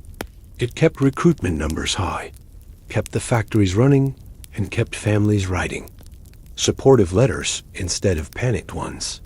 So the image was maintained carefully, with photo ops, staged interviews, and choreographed visits from war correspondents who never stayed long enough to see what the barracks were really like at night. Some pilots resented this. They knew they were being used as symbols, turned into characters in a story that had little to do with the reality of war. Others leaned into the performance, adopting the swagger and bravado because it helped mask the cracks forming underneath.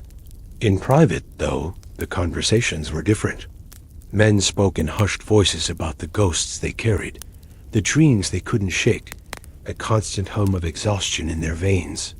They joked about being war zombies, walking through the motions of life while their minds drifted somewhere else.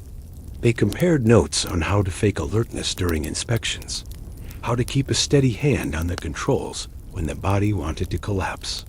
Some pilots became so good at masking their fatigue that even close friends didn't realize how close they were to breaking.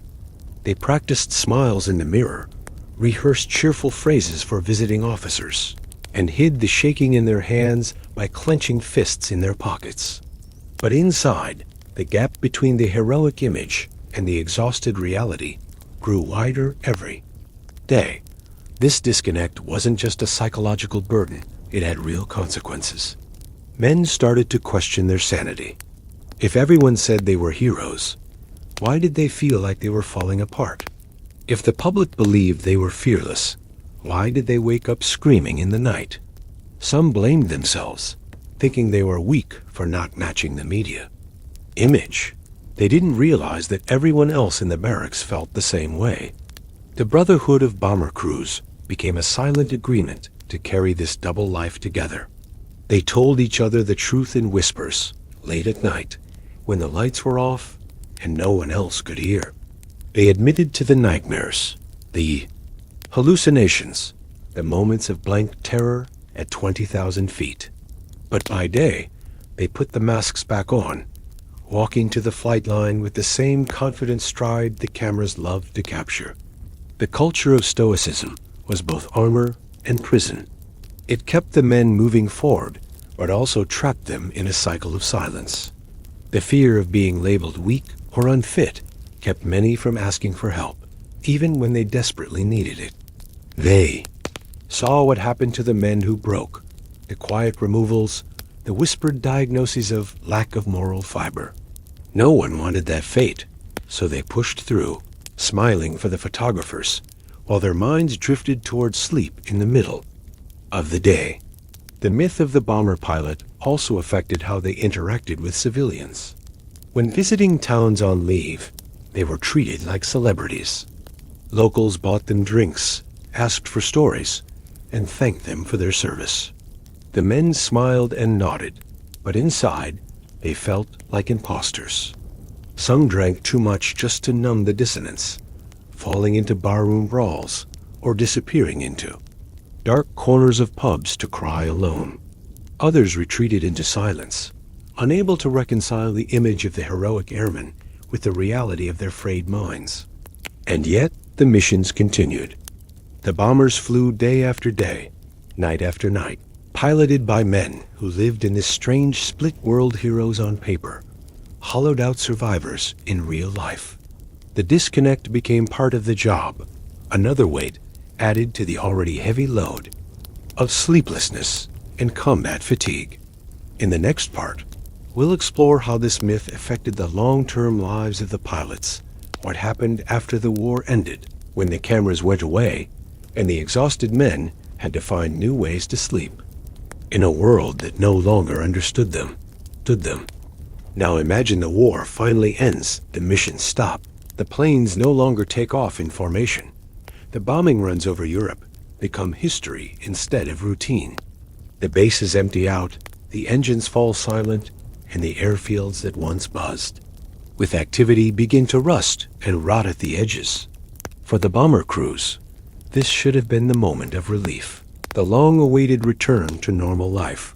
But for many of the men who survived, stepping back into civilian life brought an unexpected and quieter kind of battle.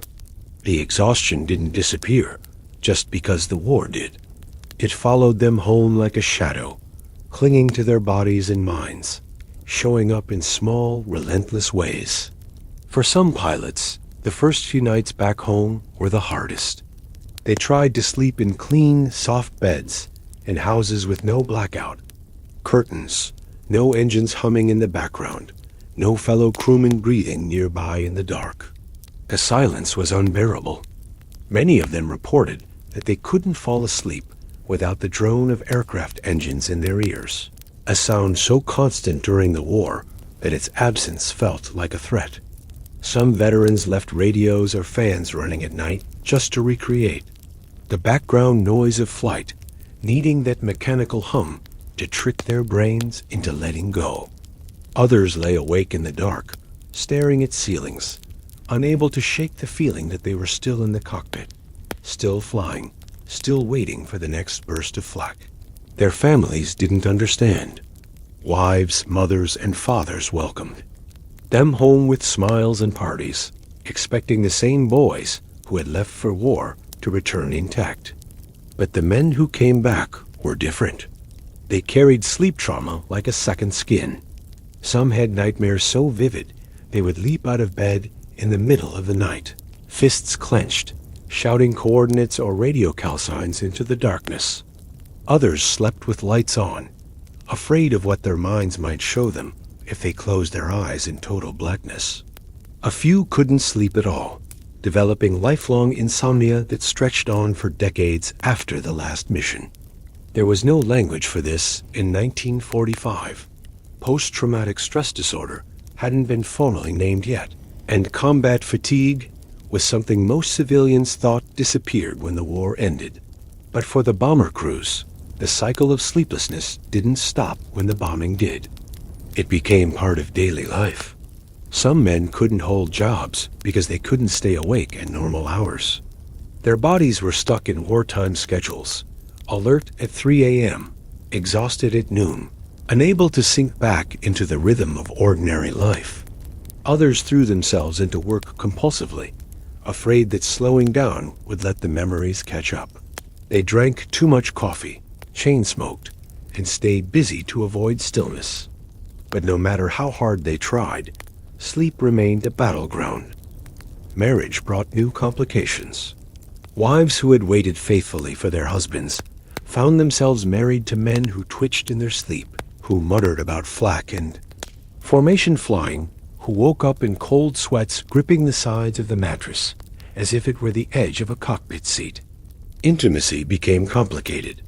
Some men pulled away emotionally, unable to explain why they felt so far removed from the world around them. Others clung too tightly, desperate for human contact, but unable to relax fully into trust or calm. Children were born into these post-war families, but many bomber veterans struggled to connect with them at first. They loved their children, but sleep deprivation rewired their patience, their ability to handle small frustrations, and their capacity for softness. Some found themselves yelling at minor things, overreacting to household noises, snapping awake at the slightest sound because their brains were still wired for combat alerts. For many veterans, sleep became a private ritual of control. They developed strange bedtime habits, like checking all the locks in the house 3 times before lying down, or keeping shoes by the bed in case they had to get up suddenly. Some slept fully clothed for months after the war ended, unable to shake the instinct to be ready for a scramble alert. Others avoided beds entirely, preferring to sleep in chairs or on couches, because horizontal sleep felt too vulnerable, too. Much like the barracks nights when they'd wake to bomb sirens or bad news. Nightmares were common, but not always about combat. Some veterans dreamed of unfinished flights missions that looped endlessly, takeoffs without landings, bomb runs that never ended. Others dreamed of crewmates, seeing the faces of men who didn't make it home, hearing their voices in the middle of the night. One pilot described waking up to the sound of his name being called, only to realize it was his brain replaying a moment from years before, frozen in time. These sleep echoes haunted entire generations of veterans. Some sought help through the Veterans Administration, but the resources were limited. The culture of the time discouraged talking about mental health. Real men, they were told, kept their troubles to themselves. So most bomber crews bottled it up, managing their sleep problems in private. Some turned to alcohol, using whiskey or gin to knock themselves out at night. It worked, temporarily, but created new problems. The combination of war trauma and addiction led many veterans down dark paths. Others used work as a sedative, staying so busy during the day that exhaustion finally forced sleep at night. But even then, rest was never guaranteed. There were stories of men who paced the house at night, checking windows, walking the perimeter of their yards as if they were back at the airfield, inspecting the flight line. Some returned to civilian aviation, hoping that flying commercial planes would feel safer, more structured. For a few, it helped the familiar controls, the ordered routines, the knowledge that they were no longer dropping bombs. But even in peacetime cockpits, the ghosts followed them. One airline pilot admitted that he sometimes forgot whether he was flying over Kansas or France, his mind slipping back to wartime maps. Others couldn't fly at all, giving up aviation entirely because the mental link between flight and combat was too strong. Their bodies still reacted to turbulence as if it were flak. They couldn't hear an engine backfire without feeling their stomach drop. Some veterans found solace in writing. They kept journals, wrote memoirs, or scribbled down the details of their dreams to make sense of them. A few became historians, dedicating their post-war lives to recording the stories of bomber crews so the world wouldn't forget what they went through. But most stayed silent, sharing their stories only with other veterans at reunions or over late-night phone calls when sleep wouldn't come. They lived in a post-war shadow, outwardly normal, but inwardly carrying the weight of thousands of sleepless nights. Their families noticed, of course, but didn't always understand. The cultural image of the bomber hero persisted, and many veterans felt trapped by it even decades later. They didn't know how to reconcile the public version of their service with the private reality of insomnia, nightmares, and the creeping dread that sleep might never feel safe again. Some found peace eventually, building new routines, finding partners who understood, raising families that grew around their quirks and needs. But others struggled for the rest of their lives, waking in the middle of the night at the slightest sound, half expecting to hear the engines starting up for another mission. For these men, the war never fully ended. It lived in their sleep, In the quiet hours before dawn, in the moments between dreams and waking, when the brain forgets where it is and returns to the place it knows best, the sky at 20,000 feet. The vibration of engines, the cold bite of altitude, the weight of survival pressing down hard. In the next part, we'll go back to the war itself, exploring how bomber crews prepared for the idea of death during sleep, the strange rituals they performed before bed, just in case they didn't wake up, and the letters they left behind for people who might never read them. Now imagine the war finally ends, the missions stop, the planes no longer take off in formation. The bombing runs over Europe become history instead of routine. The bases empty out, the engines fall silent, and the airfields that once buzzed, with activity begin to rust and rot at the edges. For the bomber crews, this should have been the moment of relief, the long-awaited return to normal life. But for many of the men who survived, stepping back into civilian life brought an unexpected and quieter kind of battle. The exhaustion didn't disappear just because the war did. It followed them home like a shadow, clinging to their bodies and minds, showing up in small, relentless ways. For some pilots, the first few nights back home were the hardest.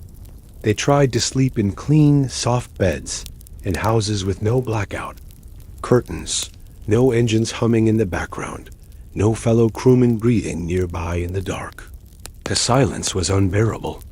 Many of them reported that they couldn't fall asleep without the drone of aircraft engines in their ears, a sound so constant during the war that its absence felt like a threat. Some veterans left radios or fans running at night just to recreate the background noise of flight, needing that mechanical hum to trick their brains into letting go. Others lay awake in the dark, staring at ceilings, unable to shake the feeling that they were still in the cockpit, still flying, still waiting for the next burst of flak. Their families didn't understand. Wives, mothers, and fathers welcomed them home with smiles and parties, expecting the same boys who had left for war to return intact. But the men who came back were different. They carried sleep trauma like a second skin. Some had nightmares so vivid they would leap out of bed in the middle of the night, fists clenched, shouting coordinates or radio call signs into the darkness. Others slept with lights on, afraid of what their minds might show them if they closed their eyes in total blackness. A few couldn't sleep at all, developing lifelong insomnia that stretched on for decades after the last mission. There was no language for this in 1945. Post-traumatic stress disorder hadn't been formally named yet, and combat fatigue was something most civilians thought disappeared when the war ended.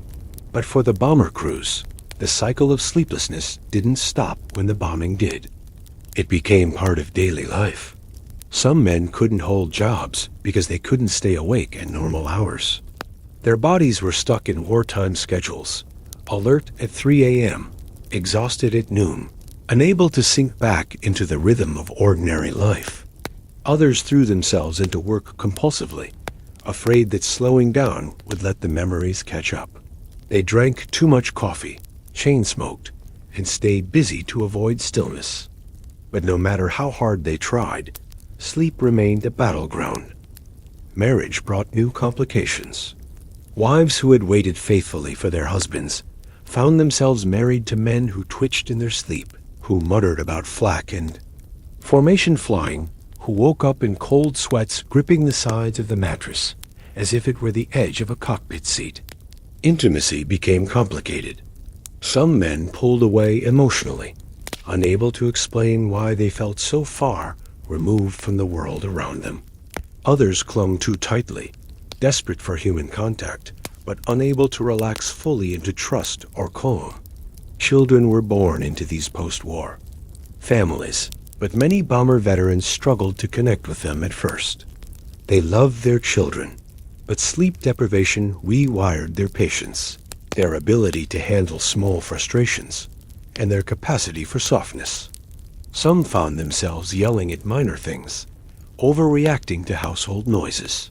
snapping awake at the slightest sound because their brains were still wired for combat alerts. For many veterans, sleep became a private ritual of control.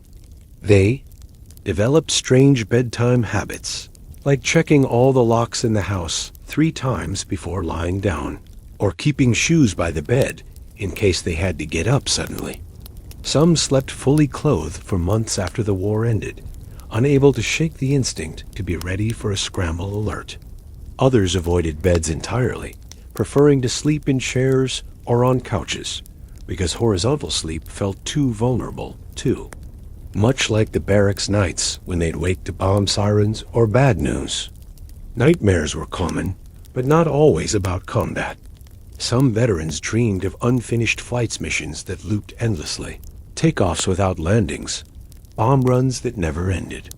Others dreamed of crewmates, seeing the faces of men who didn't make it home, hearing their voices in the middle of the night. One pilot described waking up to the sound of his name being called, only to realize it was his brain replaying a moment from years before, frozen in time.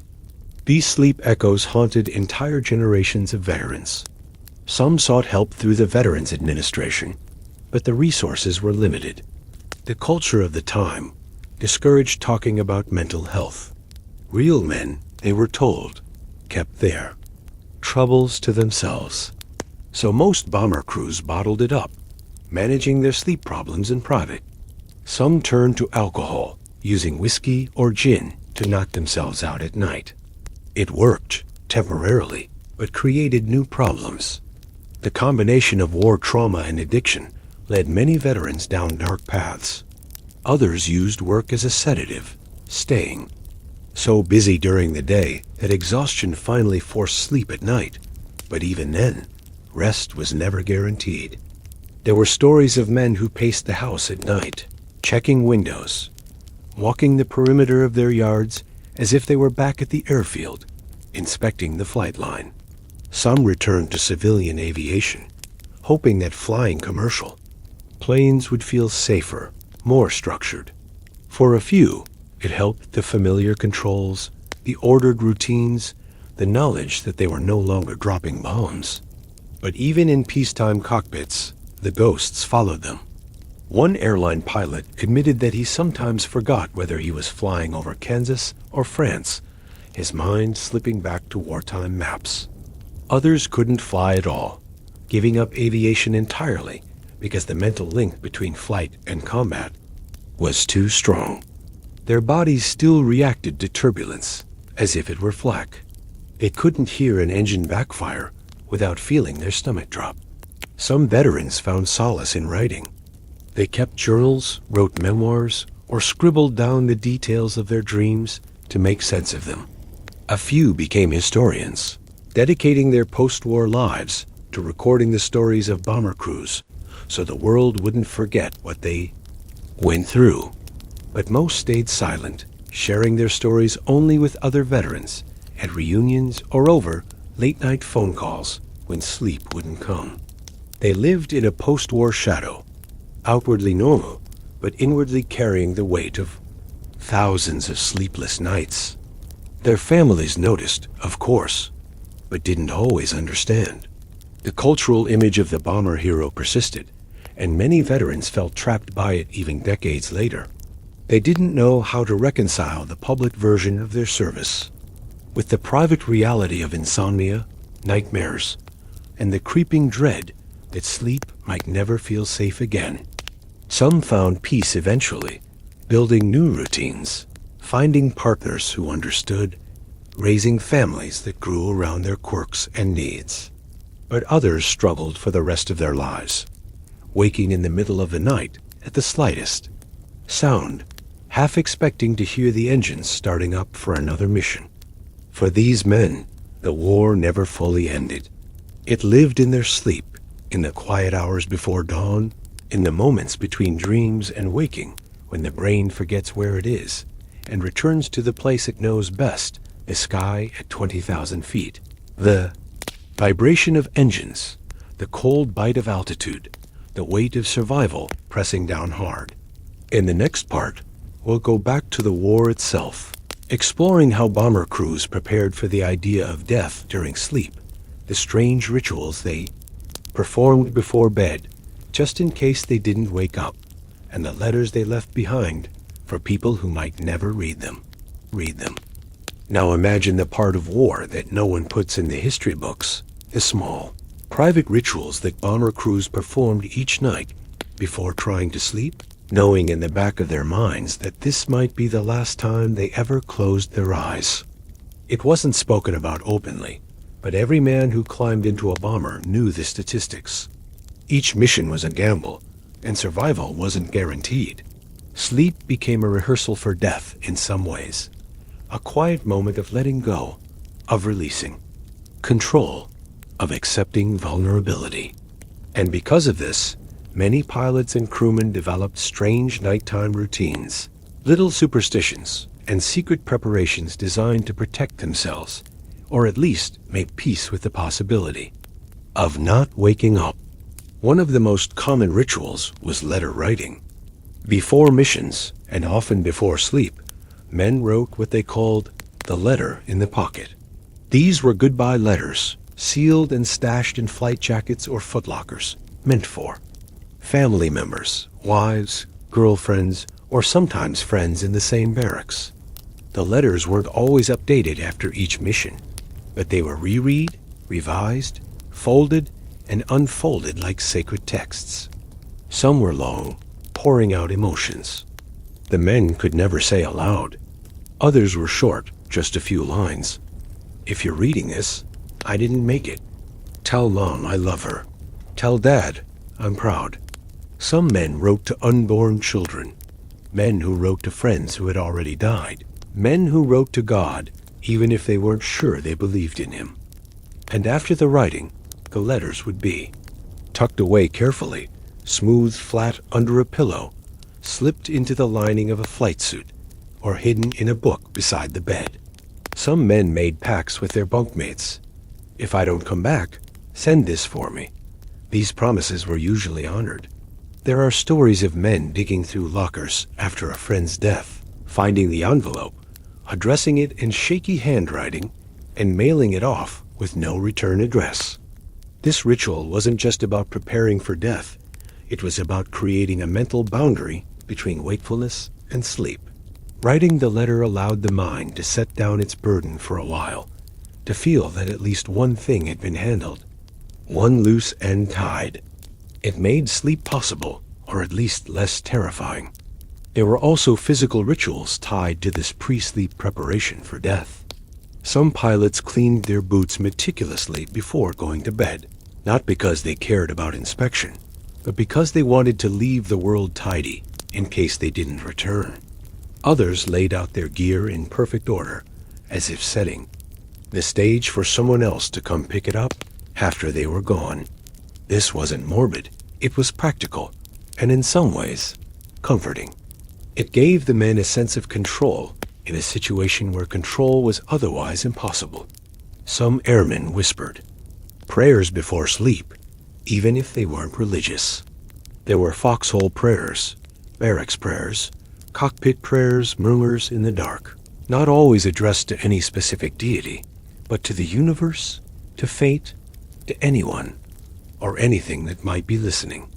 One pilot reportedly whispered the same, lying every night before bed, keep my seat warm, but not too soon. It was his way of acknowledging the dead without inviting death himself. Others used humor to break the tension. Some men joked about what they wanted in their obituary, or who made up imaginary eulogies for each other, exaggerating their flaws into comedy. Here lies Joe, slept through half the war, snored louder than a B-17. Laughter helped ease the transition into sleep, diffusing the pressure for a few minutes. Some crews developed shared bedtime routines that bordered on ritual. One barracks had a tradition where the last man to turn out the light had to say, "See you in the morning, gentlemen." It was a simple phrase, but it carried weight, a promise, a hope, a ward against the uncertainty of the next day. If someone forgot to say it, another man would murmur it from the dark, making sure the ritual was complete. For men who lived on the edge of death daily, these routines mattered more than they let on. The body craved sleep, but the mind fought. Back flooded with adrenaline, memory, and the ever-present question, what if this is the last night? To counter this, the men created small anchors, repeating motions and phrases to signal to their brains that it was safe, at least for now, to let go. Some men played with objects before sleep. A pocket knife opened and closed slowly. A rosary bead rolled between fingers. A coin flipped in the dark and caught again and again until the hand relaxed. These tactile rituals grounded them, focusing the mind on something simple, repetitive, and controllable. Others set mental tasks for themselves as they drifted off, counting missions, naming crew members in order, reciting aircraft specifications. Like a lullaby. It wasn't about staying sharp. It was about giving the brain a pattern to follow, something to loop through that wasn't fear. And then there were the men who talked to the dead. Quietly, after lights out, some whispered to lost friends, telling them about the day, asking for luck, or just saying goodnight. This wasn't seen as strange within the barracks. It was accepted, understood. The line between the living and the dead was thin in wartime, especially for bomber crews. Talking to absent friends before sleep became part of the nightly routine, a way to keep them close, to carry them into dreams where the crews were whole again, if only for a few hours. There were also physical gestures that became sacred. One, pilot kissed a photograph of his wife every night before bed, always on the same corner, the paper worn soft from repetition. Another tapped his dog tags against the bed frame 3 times, a private signal to the universe, a play for one more day. Some men refused to say goodnight at all, believing it was bad luck to acknowledge the end of the day. They'd lie down, silently, pulling blankets over their heads, pretending it was just another nap, another pause before the engine started again. And sometimes, sleep itself became the ritual. Some men convinced themselves that if they could just fall asleep, quickly, smoothly, without fear, they'd survive the next mission. Sleep became a test of courage, a secret challenge. Could you relax enough to drift off, knowing what tomorrow might bring? Could you let your guard down without breaking? In the end, the men did what they had to do. Some nights, they fell asleep instantly, bodies too exhausted to resist. Other night, they lay awake for hours, staring into the dark, counting cracks in the ceiling, listening to the breathing of the men around them. They lived in a strange space between life and death, between wakefulness and sleep, and the rituals letters. Prayers, jokes, gestures became the bridge between those worlds. In the next part, we'll explore how food, drink, and mealtime rituals affected the sleep cycles of bomber crews, the role of wartime diets, alcohol, and caffeine in managing exhaustion, and the strange connection between what they ate and how they dreamed. Now imagine sitting in the mess hall, a tin plate of cold food in front of you, the chatter of other airmen fading into background noise as your mind drifts toward sleep. For bomber crews in World War II, food wasn't just about calories, was part of the strange, invisible system that governed how they coped with exhaustion. Meals became markers of time, dividing the day into manageable sections, offering small moments of routine in a life that otherwise teetered on chaos. But food also played a critical role in sleep, in dreams, and in the body's ability to survive relentless stress. The diets at bomber bases were built for function, not comfort. Breakfast was often powdered eggs, reconstituted with hot water, until they became something close to scrambled but rubbery, with a texture men learned to tolerate. There were rashers of bacon when supplies allowed, or tins of meat that barely resembled their civilian versions. Toast was sometimes burnt, sometimes soggy, but always present, slathered with margarine or jam from ration jars. Coffee was the Real currency of the morning, a dark, gritty brew made in giant pots, thick with grounds and often reheated until it tasted like burnt rubber. But the men drank it anyway, not for flavor, but because caffeine was a sanctioned stimulant. 1. Of the few tools available to push back the fog of sleeplessness. Some crews drank cup after cup, knowing full well it would keep them jittery all day, but preferring that to the weight of fatigue that clung to their bones. Others avoided coffee before missions, afraid the combination of adrenaline and caffeine would send their hearts racing too fast at altitude. But after missions, coffee was often part of the ritual, a way to come down from the sky, to ground the body back in the earthbound world of tables, chairs, and shared jokes. Lunches and dinners weren't much different from breakfast practical. Bland, heavy on canned goods and preserved meats.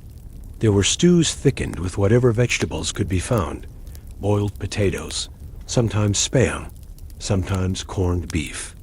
But the point wasn't taste. It was filling the stomach enough to give the body something to process, to force the metabolism into work so that sleep, if it came, wouldn't be on an empty stomach. Some men developed personal rituals around meals. One pilot refused to eat before missions, claiming that flying on an empty stomach kept his senses sharper. Others swore by heavy meals, believing that fullness created sleepiness and made them less anxious during the long flights. There were debates in the mess hall about this, whispered theories about how the body responded to stress. Some thought hunger made you more alert. Others thought it made you weaker. In the absence of official medical guidance, the crews invented their own rules. Alcohol was another factor, perhaps the most complicated part of the bomber-crew's relationship. With sleep, drinking was common, but not always for celebration. Whiskey, gin, beer, whatever could be found, became a form of self-medication, a way to knock the edges off the fear and coax the body into rest. Some squadrons had unofficial bars set up in corners of the barracks, stocked with bottles brought in from nearby towns or sent in care packages from home. Men would gather there after missions, pouring drinks into tin cups, toasting the crews that made it back, whispering names of those who didn't. The first few sips relaxed the body, slowed the breathing, and made sleep seem possible again. But alcohol had its dangers. It disrupted the sleep cycle, often leading to shallow rest and vivid dreams. Nightmares came harder after drinking flashbacks to missions, memories of flak bursts, sudden jolts awake in the middle of the night, heart pounding, sweat cold against the skin. Some men learned to balance this, drinking just enough to ease into sleep, but stopping before the tipping point where dreams turned dark. Others drank until they passed out, preferring unconsciousness to the risk of lying awake for hours. The relationship between alcohol and sleep was complicated by military rules. Technically, drinking before missions was discouraged, but after missions, it was tolerated, even expected.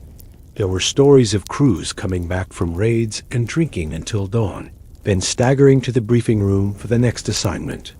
Hangovers and fatigue blurred together, creating a mental state that was both dulled and overstimulated, a strange kind of twilight, consciousness that carried over into the air. Sugar played a role, too. Candy bars, gum, and chocolate became small comforts, handed out in ration packs or traded between men. Chewing gum was especially popular, not just for taste, but because the act of chewing kept the jaw moving, the mind engaged, and the body from slipping too easily into sleep when alertness was required. But after missions, chocolate became part of the wind-down routine. A piece of chocolate after a bombing run was like a private ritual, a way to mark the return to Earth, to transition from combat readiness to something closer to home life. The sugar rush created a brief high, followed by a crash that sometimes helped the body settle into rest. Some men swore by this, saving a piece of chocolate for the moment before bed, letting it melt on the tongue in the dark, using this sweetness as a bridge to sleep. Some kept chocolate hidden in their lockers, emergency supplies for nights when the mind refused to shut down. Others shared their stash, passing bars between bunks as silent acts of kindness.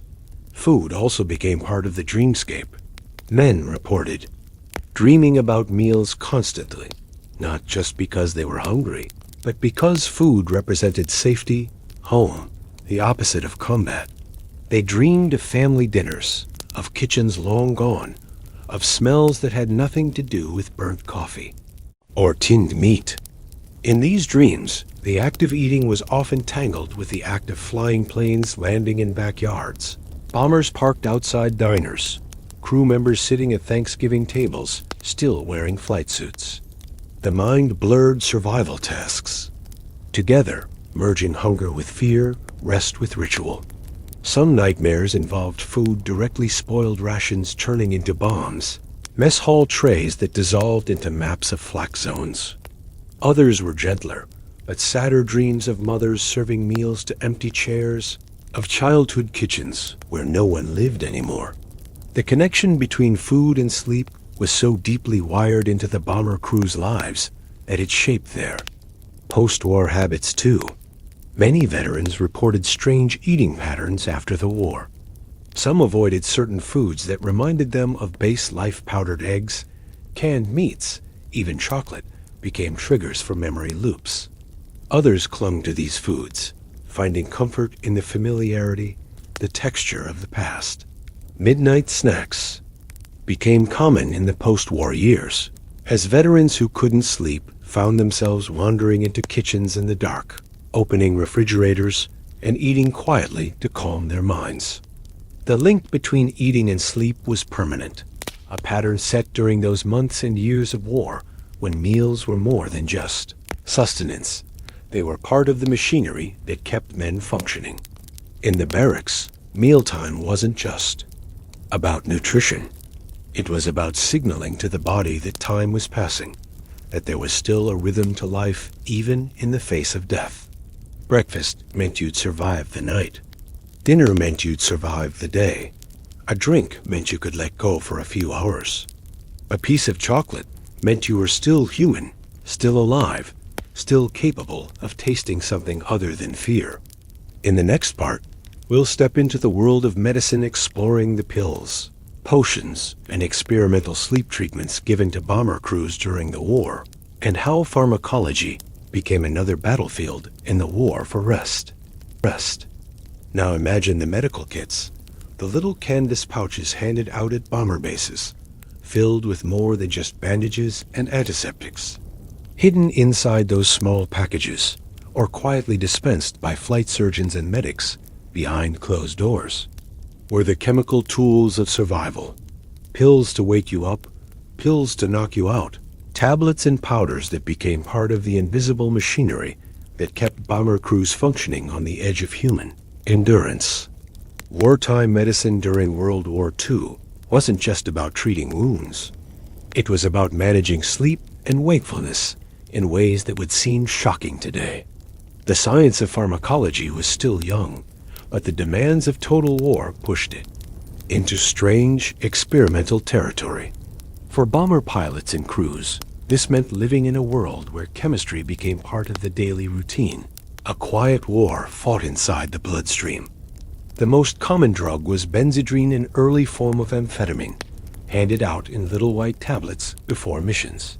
Officially, it was called a stimulant to promote wakefulness and concentration. Unofficially, it was the pill that kept men flying through exhaustion, pushing their bodies past the limits of sleep deprivation. Some called them pep pills, others wakey tabs. They were usually distributed just before takeoff, sometimes with a nod and a wink from the flight surgeon, who knew exactly what he was giving out. The effects were immediate. Heart rate up, eyelids no longer drooping, a sharpness returning to thoughts that had been fogged by lack of rest. But there were side effects too. Some men reported jitteriness, clenched jaws, and shaking hands on the controls. Others found their senses too sharp, every noise in the cockpit magnified, every flash of flak too bright. The pills made it easier to stay awake during long flights, but they didn't erase fear.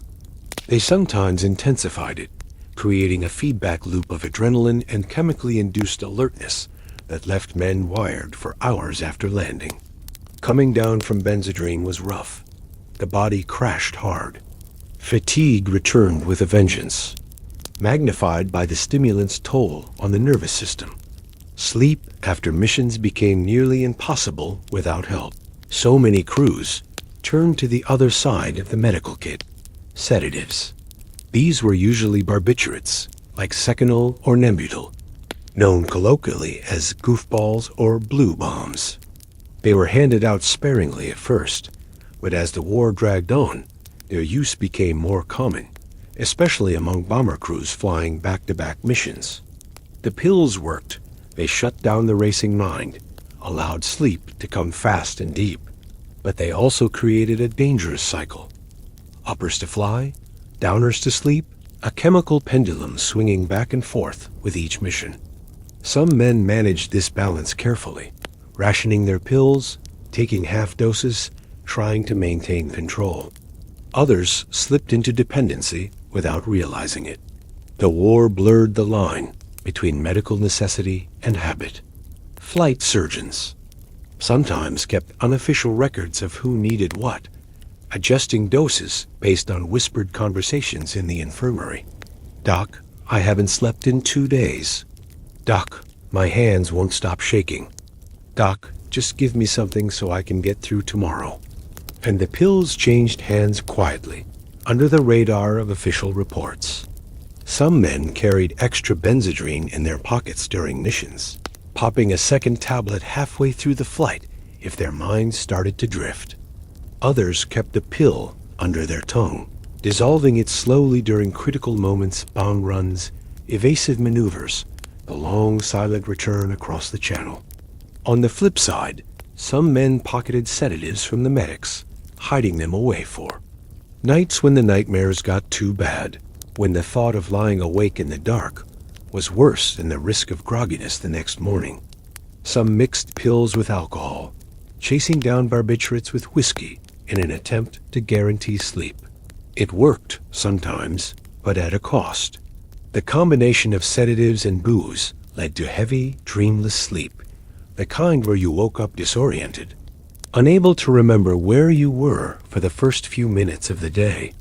Some men preferred this state to the vivid, violent dreams that came with natural sleep. Others feared it, worried that one day they might not wake up at all. The use of medication wasn't officially sanctioned in the way modern armies handle combat fatigue. There were no sleep specialists, no psychologists explaining the risks of dependency. But everyone from the base commanders to the medics to the men themselves knew what was happening. It was quietly accepted because the alternative was worse. Without the chemical aids, missions might not get flown. Crews might break down faster. The war machine needed alert pilots and rested gunners, no matter how they achieved it. Some men carried their pharmacies in their pockets.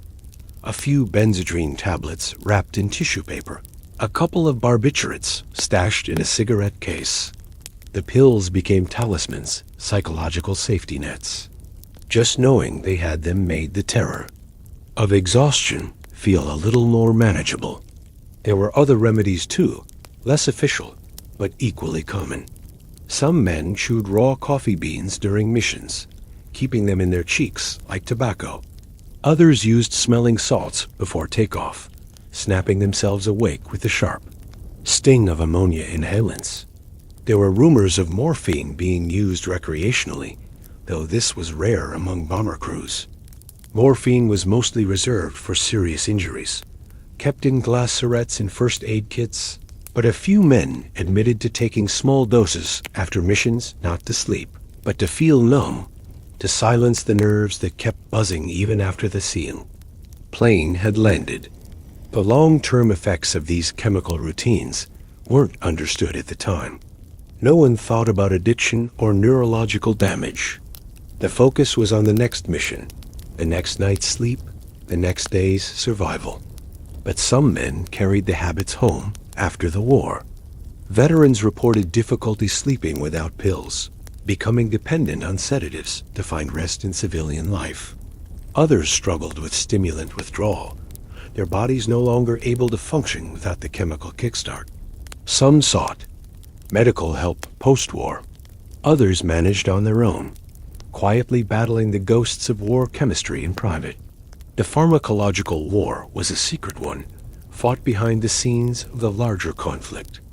It wasn't in the newspapers or the propaganda reels. There were no heroic stories about the little white pills that kept bombers in the sky. But for the men who flew, who navigated, who gunned, and who tried to sleep between missions, the pills were as much a part of the uniform as the flight jacket or the oxygen mask. They became tools of survival in a world where the human body was pushed beyond natural limits, where sleep was both enemy and ally, and where chemistry filled the gaps that discipline and courage couldn't. In the next part, we'll step into the sensory world of the bomber crew's dreams, the strange recurring symbols, the shared dreamscapes, and how the mind tried to process trauma through sleep in ways that still puzzle historians today. Now imagine what happened after the pills wore off, after the engines cooled, after the cigarettes burned down to ash, and the barracks fell into darkness. The human brain, trapped between trauma and exhaustion, had to process what it couldn't understand during waking life. And so the bomber crews dreamed. They dreamed in ways no civilian could fathom, vivid, looping nightmares that blended memory with hallucination, fear with routine, life with death. The dreams weren't just personal. They became shared experiences, whispered about in the cold mornings over tin cups of coffee, swapped like trading cards between men who realized they were all seeing the same strange things when they closed their eyes. For bomber pilots, the most common dream was the fall, not being shot down, not the crash itself, but the sensation of falling endlessly. Men dreamed of falling through clouds, their bodies weightless, uniforms fluttering in slow motion, faces numb from the cold wind. Some said the fall never ended. They woke up still falling, heart pounding, sweat cold on their backs. Others reported hitting the ground in their dreams and then waking up gasping, as if they'd been jolted back into life by the impact. These falling dreams weren't random. Psychologists now understand that repeated exposure to high altitude flight changes the brain's perception of gravity in space. The body gets used to the feeling of suspension, of floating between worlds. And when the mind tries to process fear during sleep, it often chooses the metaphor of falling because it matches the sensation of being out of control. But the bomber crews didn't have clinical terms for this. They just called it the drop, and nearly everyone had it at some point. Another common dream involved the engine's 4 massive propellers spinning in slow, silent loops, sometimes detaching from the wings and flying away on their own, like mechanical birds. Men dreamed of reaching out to catch them, their hands too small, their arms too weak, watching helplessly as the engines vanished into cloud cover. Some dreamed of opening the engine cowlings mid-flight, seeing not pistons and gears, but organs. Hearts beating, lungs expanding, as if the aircraft itself had become alive and was dying in front of them. There were dreams about flak, but not the usual kind. In sleep, flak wasn't always the jagged black puffs of smoke they saw over enemy cities. Instead, it became something surreal, giant black flowers blooming in the sky, their petals curling, slowly impossible to dodge. Some men reported hearing the flak in their dreams as music and off-key piano, a ticking clock, a woman's voice humming a tune they couldn't recognize. These sensory crossover sounds becoming shapes, dangers, becoming symbols were part of the mind's attempt to make sense of experiences that had no logical place in memory. The nightmares weren't always terrifying in the traditional sense. Sometimes they were quiet, eerie, more unsettling than violent. Men dreamed of walking across empty airfields where the planes were all perfectly clean, perfectly silent, their propellers still, no crews in sight. The sun never rose or set in these dreams. It just hovered at the edge of the horizon, casting long shadows that didn't move. Some men dreamed of sitting in their cockpits, unable to start the engines, trapped in place while the sky slowly filled with smoke. Others dreamed of missions that repeated endlessly takeoff, flight, bound drop, return, only to find themselves back at the start again, stuck in an infinite loop. Psychologists today call this repetition compulsion, the brain's way of trying to resolve trauma by reenacting it. But the crews didn't know that. They just called it the loop. And when they talked about it over breakfast, they spoke in half jokes, pretending it was funny, even though it wasn't. Some dreams blurred the line between sleep and reality so effectively that men woke up convinced they were still in the air. One gunner described waking in his bunk, arms stretched about his head, holding imaginary triggers, sweat running down his back, as if he were still sitting in the turret. Another pilot woke up yelling coordinates, convinced he was on the radio with base control. These moments weren't rare. They were part of the nightly routine, especially during high mission periods, when crews were flying almost every day. There were also dreams of home, but they weren't comforting. Some men dreamed of returning home to find their families gone, their houses empty, their towns erased from the map. Others dreamed of sitting at kitchen tables in their uniforms, surrounded by people who spoke in foreign languages or stared at them without recognition. These dreams reflected the deep-rooted fear of losing identity, of becoming a ghost in their own lives, of surviving the war only to find they no longer belonged anywhere. A few men reported dreams where they switched roles mid-sleep, becoming the enemy pilots, the anti-aircraft gunners, even the civilians on the ground. They dreamed of looking up at bombers in the sky, of hearing the whistle of falling bombs, of feeling the ground shake beneath them. These perspective shifts weren't common, but when they happened, they rattled the men deeply. It was as if their minds, overloaded by guilt and exhaustion, were trying to process the unimaginable by flipping the camera around. Some nightmares were tied to specific missions. If a crew lost a plane that day, they often dreamed of the faces of those who didn't come back.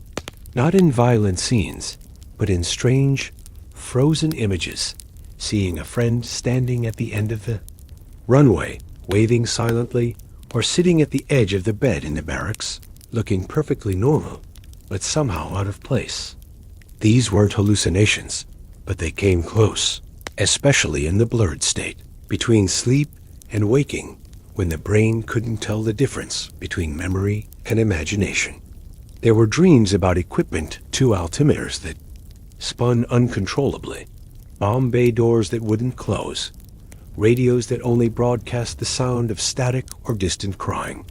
Some men dreamed of parachutes that wouldn't open, watching themselves fall from the sky with calm resignation, not fear, just a slow acceptance of gravity's pull. And then there were the rare dreams of peace. Not many men had them, but when they did, they clung to them tightly. Dreams of walking in fields with no planes overhead, of swimming in lakes, of sitting quietly with someone they loved. These dreams didn't last long, usually interrupted by sudden jolts of terror, but for a few moments they offered relief, a glimpse of life outside the war. The barracks became places where these dreams circulated like shared currency. Men whispered about them in the mornings, comparing notes, looking for patterns. Did you have the fall again? Yeah, same as last night. Did you see the flowers this time? No, just the loop. Same mission, over and over. Some kept dream journals, scribbling down fragments before the memories faded. Others drew sketches, clouds, engines, faces, maps of places that didn't exist. The act of recording the dreams became its ritual, a way to wrest control back from the subconscious. But most of the time, The dreams stayed private, haunting the men in silence. They carried these visions with them, day after day, night after night, flying missions on barely any sleep, knowing that when they finally closed their eyes, the same ghosts would be waiting. In the next part, we'll explore how the environment, the weather, the seasons, the cold air of the airfields shaped the sleep cycles of bomber crews, and how nature itself became part of their war between wakefulness and rest. Now imagine this setting, not just the beds or the barracks, but the wider environment, the cold breath of the English airfields that wrapped around the bomber crews every single day. The weather, the seasons, the soil beneath their boots, all of it shaped the way these men slept or failed to sleep during the war. Nature was not a passive backdrop in this story. It was an active participant in the quiet war for rest. Airfields in England were rarely warm places. Most bomber bases were built quickly on open farmland, with long runways carved through muddy fields that turned to slush in winter and dust in summer. The barracks, the briefing huts, the mess halls, they were all subject to the same relentless weather. Rain came sideways, driven by wind that seeped under doors and through cracks in the walls. In winter, the cold was constant. Men slept in their uniforms, wrapping scarves around their faces, wearing gloves to bed just to keep the circulation in their fingers. Frost formed on the inside off-view windows. Breath hung in the air like smoke.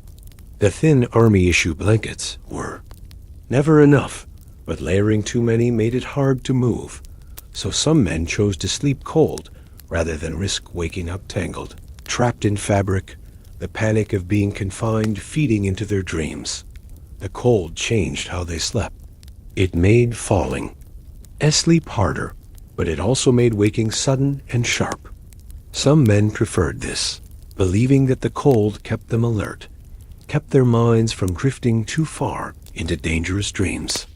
Others hated it, their muscles stiffening overnight, waking with aching joints and chattering teeth. There were stories of men waking in the middle of the night, convinced they were still at altitude. The cold so deep, it tricked the body into thinking it was back at 20,000 feet. The weather shaped the rhythm of the mission too, and by extension, the sleep patterns of the crews. Fog meant delays. Rain meant grounded flights. For some, this brought relief a chance to catch up on sleep without the immediate threat of death, but it also brought anxiety. A grounded day meant anticipation stretching longer, nerves tightening instead of relaxing. Men slept differently on weather delay days, tossing and turning, knowing the mission wasn't canceled, just postponed. Their bodies remained coiled, ready for the alarm to ring at any moment. Summer brought its challenges. The long daylight hours meant shorter nights, less time to rest between missions. Some bases operated on blackout conditions, curtains pulled tight, but the heat inside the huts made sleep difficult. Sweat pooled in the hollows of backs, stuck uniforms to skin, and turned sleep into a restless, sticky ordeal. Men stripped down to their undershirts, fanned themselves with newspapers, or moved their bunks closer to open windows, even knowing it might let in mosquitoes or the sound of engines warming up on the flight line. Summer sleep was lighter, punctuated by the hum of insects, the creak of bed springs, and a low murmur of voices trying to stay quiet. Rain was a constant, regardless of season. English airfields lived under gray skies, and the sound of rain on tin roofs became a kind of lullaby. For some men, others found it oppressive, a reminder of the heavy, low-hanging clouds they'd flown through over enemy territory. Some said the sound of rain turned into the sound of flak in their dreams, soft at first, then sharper until they woke gasping. In the dark, wind was another companion. The barracks walls flexed and groaned under heavy gusts. Windows rattled. Doors slammed even when latched. Some men developed a superstition about the wind, believing that nights with strong gales meant bad luck for the next mission. Others found comfort in it. The wind masked the sounds of their restless movements, covered the whispers of men talking to themselves in the dark. For those stationed near the coast, the smell of salt air mixed with engine oil became part of the sensory landscape. Inland bases carried the scent of wet earth, cut grass, and sometimes manure from nearby farms. These smells became tied to sleep in strange ways. Men would wake in civilian life years later, catch a whiff of rain on pavement or diesel fumes, and find themselves instantly back in the barracks, mind racing, heart pounding, the body remembering. Before the mind did, the airfield itself became part of the sleep ritual. Men walked the perimeter before bed, smoking cigarettes, staring at the runways illuminated by low lights, knowing that soon they'd be back in the sky. Some paced the flight line late at night, checking on the planes, touching the cold metal of fuselages as if to ground themselves. This contact with the machines was physical and psychological. Planes at rest meant crews at rest. But the reverse was also true. The mechanics who worked overnight shifts lived in a parallel sleep cycle, grabbing naps in tool sheds or leaning against hangar walls, eyes half closed while their hands stayed busy. Their exhaustion fed into the crew's exhaustion, a chain of fatigue stretching across the whole base. The weather also dictated when men could sleep deeply and when they had to remain half awake. On clear nights, the fear of German bombers kept nerves sharp. Even if their missions were done, the threat of air raids loomed. Some men slept fully dressed on those nights, boots beside the bed, ready to sprint to shelters if the sirens went off. Others tried to ignore the fear, reasoning that if a bomb was coming, there was nothing they could do. But deep down, the tension remained, a background hum in the nervous system. On foggy nights, sleep came more easily. Fog meant no flights, no enemy raids, no scrambles, no missions at dawn. Some men said they slept best when the base disappeared into mist, the world soft and blurred, the outlines of planes fading into gray. These nights felt safer, like the earth itself was offering them a temporary ceasefire. Seasons shaped the mood of the base, too. Autumn brought melancholy, the shortening days, the cooler air, the sense of time running out. Men grew quieter in the fall, their bodies tightening against the cold, their thoughts turning inward. Some said they dreamed more in autumn, the air heavier with memory. Winter brought physical hardship, but also strange clarity. The cold stripped away excess. Conversations got shorter. Sleep became about survival, curling into a ball under rough blankets, finding warmth where you could. The sound of boots on frozen ground became part of the nighttime soundtrack, along with the distant cough of engines tested for morning flights. Spring was supposed to bring relief, but for bomber crews, it brought its kind of dread. Spring meant longer mission lists, better flying weather, and more chances to die. The air smelled of mud and new grass, but also of fuel and cordite. Sleep in spring was restless, interrupted by the calls of birds at dawn, a sharp contrast to the mechanical rhythms of war. Some men hated the birdsong. It reminded them of civilian life, of mornings before the war, of a world that no longer existed for them. Others found it comforting, a signal that the planet continued turning regardless of their missions. The natural world pressed in from all sides. The moonlit nights, the cloud formations, the shifting winds all became part of the crew's relationship with sleep. Some pilots learned to read the sky like a map, finding calm in the patterns of stars, the way clouds moved across the moon. These observations made their way into dreams, two endless skies, horizons that never arrived, sunrises frozen in time. Some men said they dreamed only in weather after enough missions rain that never stopped, winds that whispered names, skies that stretched into infinity. The environment became part of their mental architecture, woven into the fabric of their subconscious. Long after the war, Veterans reported that their sleep patterns still followed the rhythms of the airfields. They woke at the same times, responded to changes in weather with shifts in mood, found themselves restless during storms, and calm during fog. The outside world had written itself into their bodies. In the next part, we'll explore how faith, fate, and quiet spirituality shaped the sleep rituals of bomber crews, the prayers, charms, and beliefs they carried into bed with them, and how superstition helped them find rest in a world of uncertainty. Now imagine the private, unspoken moments just before sleep. The seconds when a man lies back on his bunk in the cold darkness of a bomber base, staring at the ceiling, waiting for his heart to slow down. In those moments, beyond the pills, beyond the exhaustion, beyond the whispered jokes and shared cigarettes, there was something else many bomber crews carried with them. The quiet presence of faith, fate, and superstition. Not the kind of faith preached in formal services, though chaplains certainly existed and gave their blessings before missions.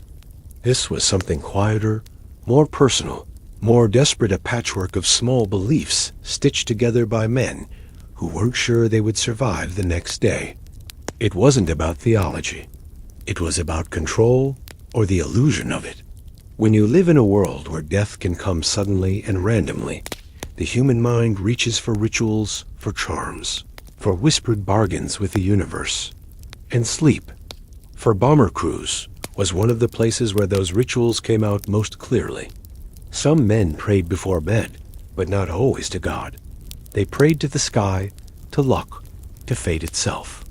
Some recited the same lines every night, words memorized from childhood or made up on the spot. Keep me flying. Bring me back. Let me wake up tomorrow. Others spoke to people who weren't there, a father back home, a wife waiting in another time zone, a buddy killed on a previous mission. These prayers weren't always said aloud.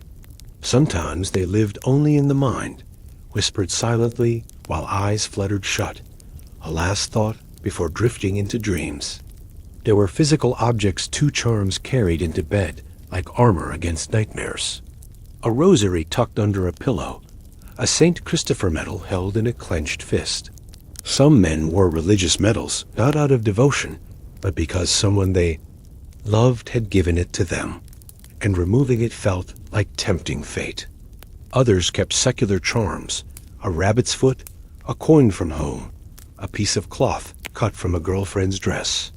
These talismans had no official place in military life, but they were as important to the nightly routine as boots and blankets.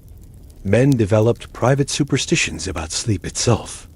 Some refused to sleep facing east, believing it was bad luck. Others wouldn't sleep with both boots off, claiming it left them too unprepared for a midnight scramble. A few believed that if they dreamed of a specific symbol, like a burning wing or a frozen clock, it meant someone in the squadron wouldn't come back the next day. These beliefs spread quietly, not as formal doctrine, but through whispered conversations, swapped stories, and the shared experiences of men living on the edge of survival. There was a pilot in the 384th Bomb Group who insisted on tapping the nose of his plane 3 times before bed, even when he wasn't flying the next day. He said it kept the engines in order, as if the plane itself could hear him from across the airfield. Another man carried a deck of cards to bed, drawing a single card before sleep. If it were read, he told himself, tomorrow would be safe. If Iwirius Black, he'd stay quiet, not sharing the result, but keeping it in his mind like a private weather report. These rituals didn't always make sense, but they gave the mind something to hold on to in a world that offered no guarantees. Some men wrote lists before bed, not of tasks, but of names, their crewmates, their friends, the people they loved back home. They would whisper the list to themselves in the dark, as if speaking the names out loud would keep those people safe, or tether themselves to life for one more day. The chaplains at the bases understood this quiet faith. They held services when asked, but they also knew when to stay silent, letting men find their ways to believe.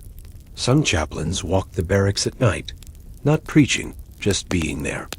Presence in the darkness, a reminder that someone was listening even if no words were spoken. Others handed out small Bibles or prayer cards, not insisting, just offering. Many of the men who accepted them never opened them, but they kept the books close anyway, tucked into flight suits or under pillows, because sometimes it wasn't about reading, it was about having. There were shared superstitions too, things. The whole squadron agreed on without discussion. Never talk about tomorrow's mission in detail before it happens. Never joke about being due for a bad one. Never move into a bunk belonging to a man who hadn't come back yet, at least not, until the personal effects were cleared. Some bases had rules about which foot to step out of bed with first, or which side of the bunk to sleep on during nights before big raids. These rituals became part of the culture, inherited from older crews, passed down to replacements without explanation. There were moments when faith became bargaining. Some men whispered promises into the dark. Let me make it home, and I'll never drink again. Let me live through this mission, and I'll go to church every Sunday for the rest of my life. These private negotiations were rarely kept after the war, or because the men were liars, but because the war changed the terms of the deal. They survived, but survival came with a price no one had prepared for. Some believed the universe had listened. Others believed it hadn't mattered at all. But in the moment, just before sleep, these silent prayers gave the mind a place to rest. Dreaming itself became part of the spiritual ritual. Men believed in warning dreams, in signs sent by friends who had died, in visions that meant something if you could just figure out the code. There were stories of men dreaming about missions that hadn't happened yet, waking with a sense of dread that sometimes came true. These experiences weren't shared with the officers or written in reports, but they were spoken of in whispers between bunks, a secret part of the bomber crew's war. And then there were the nights when men refused to sleep at all, not because they weren't tired, but because they believed sleep itself might invite death. They sat up, staring into the darkness, afraid that if they closed their eyes, they wouldn't wake up not from enemy action, but from the weight of exhaustion, from the sense that sleep and death had blurred together into the same unknown place. On those nights, coffee became a sacrament. Cigarettes became meditation. Sitting quietly with a buddy, no word spoken, was a kind of prayer in itself. The bomber crews lived in a world where fate seemed random, but survival often felt personal, as if it depended on tiny rituals carried out in secret. These routines weren't written in flight manuals or posted on bulletin boards, but they mattered just as much as checklists and training. They kept men grounded in their way, creating small islands of control in a world of chaos. Faith, for these men, wasn't about certainty. It was about hope.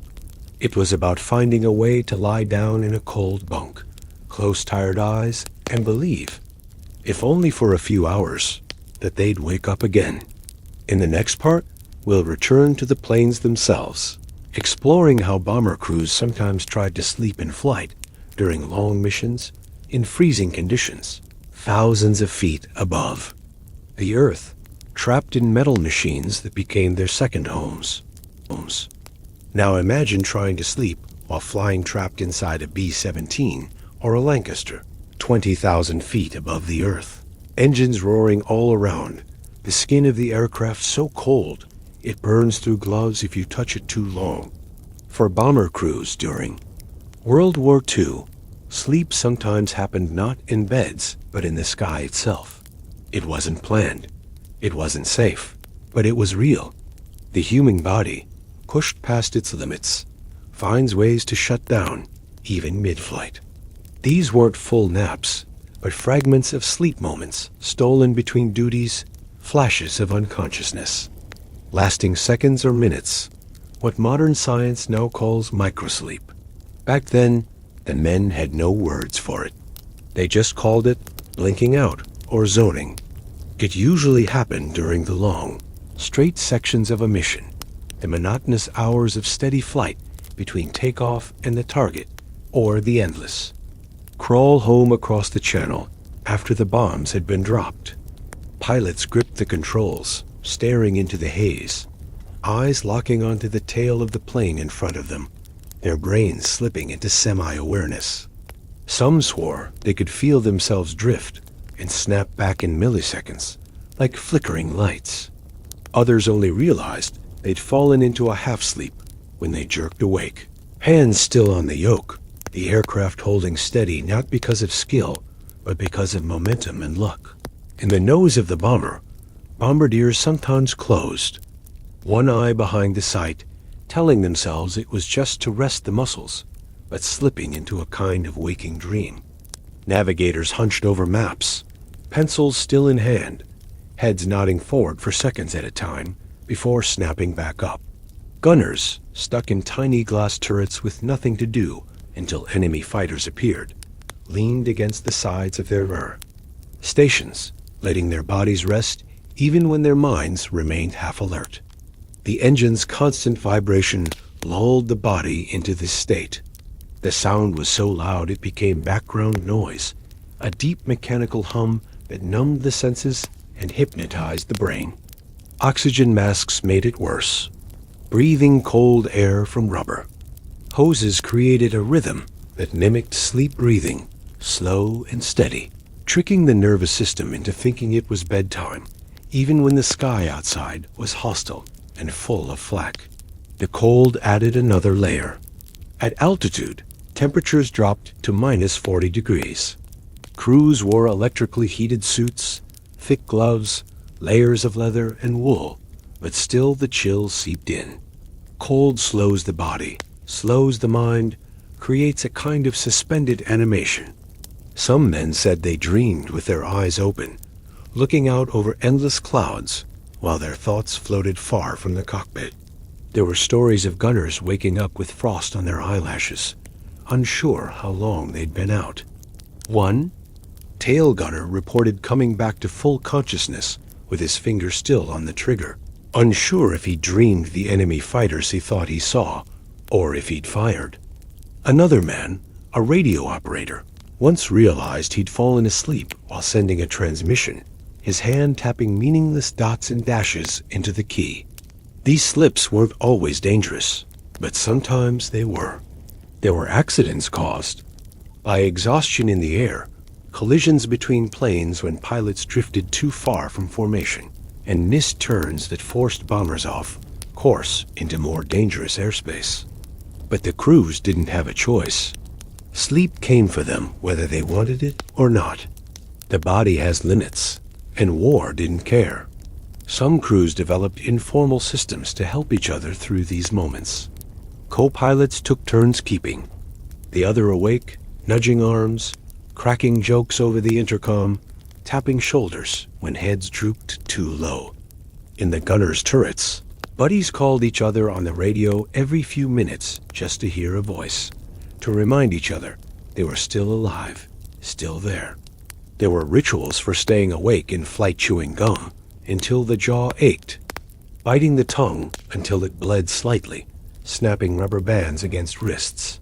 Some men carried peppermints, letting the sharp taste jolt them back to alertness. Others dug fingernails into palms, using pain to stay present. But for many, sleep still found a way in. On especially long missions, 8, 10, sometimes 12 hours, the boundaries between rest and action blurred. The mind floated in and out of awareness, performing tasks on autopilot, only waking fully when alarms sounded or flak bursts lit the sky. There was a term for this: combat dozing. It wasn't sleep in the normal sense, but a gray zone of consciousness, where the body did what it had to do, while the mind drifted somewhere between now and nowhere. Some men said they dreamed of home while still in the air, seeing images of kitchen tables, backyards, street corners from childhood, all superimposed over the icy windows of the plane. Others dreamed of flying inside the dream itself, looping through endless skies, engines humming, never landing. It was as if the brain, unable to process the stress of the mission, retreated into a parallel world even while the body kept flying. Sometimes, sleep in flight wasn't about drifting off, but about mental shutdown. There were moments when men simply couldn't process what was happening anymore. They became still, silent, eyes staring straight ahead, thoughts blank. Medical reports later called this temporary combat withdrawal, but to the men in the planes, it felt like disappearing for a while, letting the noise and fear pass over them like wind. There were also intentional rests. Some crews learned to rotate duties during calm stretches, letting one man lean back in his seat while another kept watch. In the belly of the plane, where the ball turret sat, there were times when the gunner, exhausted beyond words, would curl up on the floor after climbing out of the turret, wrapping his arms around his chest, using his parachute as a pillow, dozing for 5 minutes before the next threat. These stolen moments of rest weren't officially allowed, but everyone understood.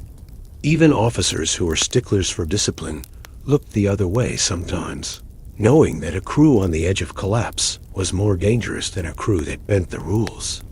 And then there were the return flights, after the bombs had been dropped, when the adrenaline faded and the exhaustion came crashing in. Pilots fought to stay awake during landings, knowing that the last few minutes of a mission were statistically some of the most dangerous. Gunners often dozed off during the ride back, heads lolling against cold glass, dreams blending with memories of the sky they'd just crossed. Once on the ground, men staggered from the planes in a daze, not always remembering the details of what they'd done in the air. Some wrote in diaries later that they felt like they'd dreamed the whole mission, even when the evidence, bomb bay cameras, bullet holes, engine damage proved otherwise. Sleeping on a flight wasn't restful. It was survival, a way for the body to cope when no other option existed. It left men drained, confused, sometimes guilty, worried they'd failed their duties, even when they hadn't. But it also kept them alive, in a strange way, small breaks from reality that allowed the mind to endure what the waking world refused to make easy. In the next and final part, we'll return to the ground one last time, reflecting on the legacy of sleep in war, the long shadows it casts, the lessons learned too late, and why the quiet history of rest, exhaustion, and survival matters just as much as the battles themselves. Now we return to the ground, to the quiet after the missions, to the years and decades that followed, where the bomber crews of World War II tried to live ordinary lives while carrying the invisible scars of exhaustion. History remembers the big moments, the battles, the statistics, the strategy meetings, but beneath all that, there's a quieter story, one that lives in the spaces between missions, in the bunks of cold barracks, in the fog of an English morning when a man wakes, unsure if he's still dreaming. The story of sleep during war isn't often told, but it might be one of the most human stories of all. For the men who flew bomber missions, sleep was never just sleep.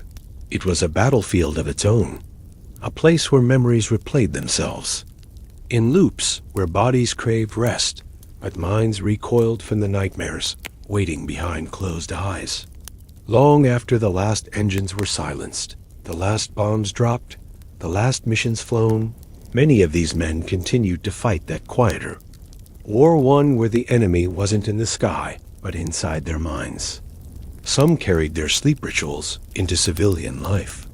They tapped the sides of beds before climbing in, just like they'd tap the fuselage of a bomber before takeoff.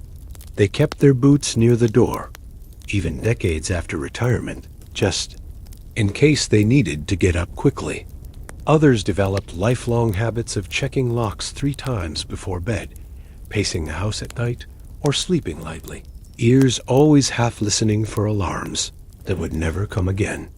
Some men never stopped waking at 3 a.m., the hour when bomber crews often prepared for pre-dawn takeoffs, their internal clocks frozen in wartime rhythms. Some could only fall asleep with background noise, a fan, a radio, a recording of airplane. Engines, because silence felt too much, like the moment before disaster. Others became insomniacs, not because they couldn't sleep, but because they didn't trust sleep. In dreams, they returned to the cockpit, to the gunner's seat, to the belly of the plane where the world spun upside down. They dreamed of engines, sputtering of flak tearing through metal, of the long, silent glide downward when the plane couldn't hold altitude anymore. And sometimes they dreamed of nothing, just endless gray skies, clouds stretching into infinity. No beginning, no end. The war gave them these dreams, and the war never truly took them back. Families noticed. Wives learned not to wake there. Husbands too suddenly. Children grew up knowing that Dad sometimes sat on the porch at night, staring into the dark, eyes distant. Doctors, especially in the 1950s and 60s, didn't always know what to do with these veterans. Terms like shell shock and combat fatigue evolved into post-traumatic stress. But sleep remained one of the least understood parts of the condition. Medication was offered, sometimes too quickly: pills to sleep, pills to wake, a peacetime version of the same cycle many had lived through during the war. But medication didn't always fix the problem. For many, the issue wasn't sleep itself. It was what sleep meant. To close your eyes was to let go of control, to risk falling into memories that were too heavy to carry consciously. For bomber crews, control had been everything.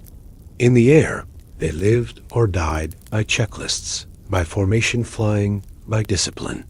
On the ground, control broke down, and sleep was the first place where the cracks appeared. Some men found healing in unexpected places: gardening, fishing, walking long distances in quiet places. These activities mimicked the rhythm of flight: steady focus, attention to small details, the mind allowed to drift, but always returning to the present. Others joined veteran groups, sharing stories over coffee in late-night meetings, realizing they weren't alone in their struggles.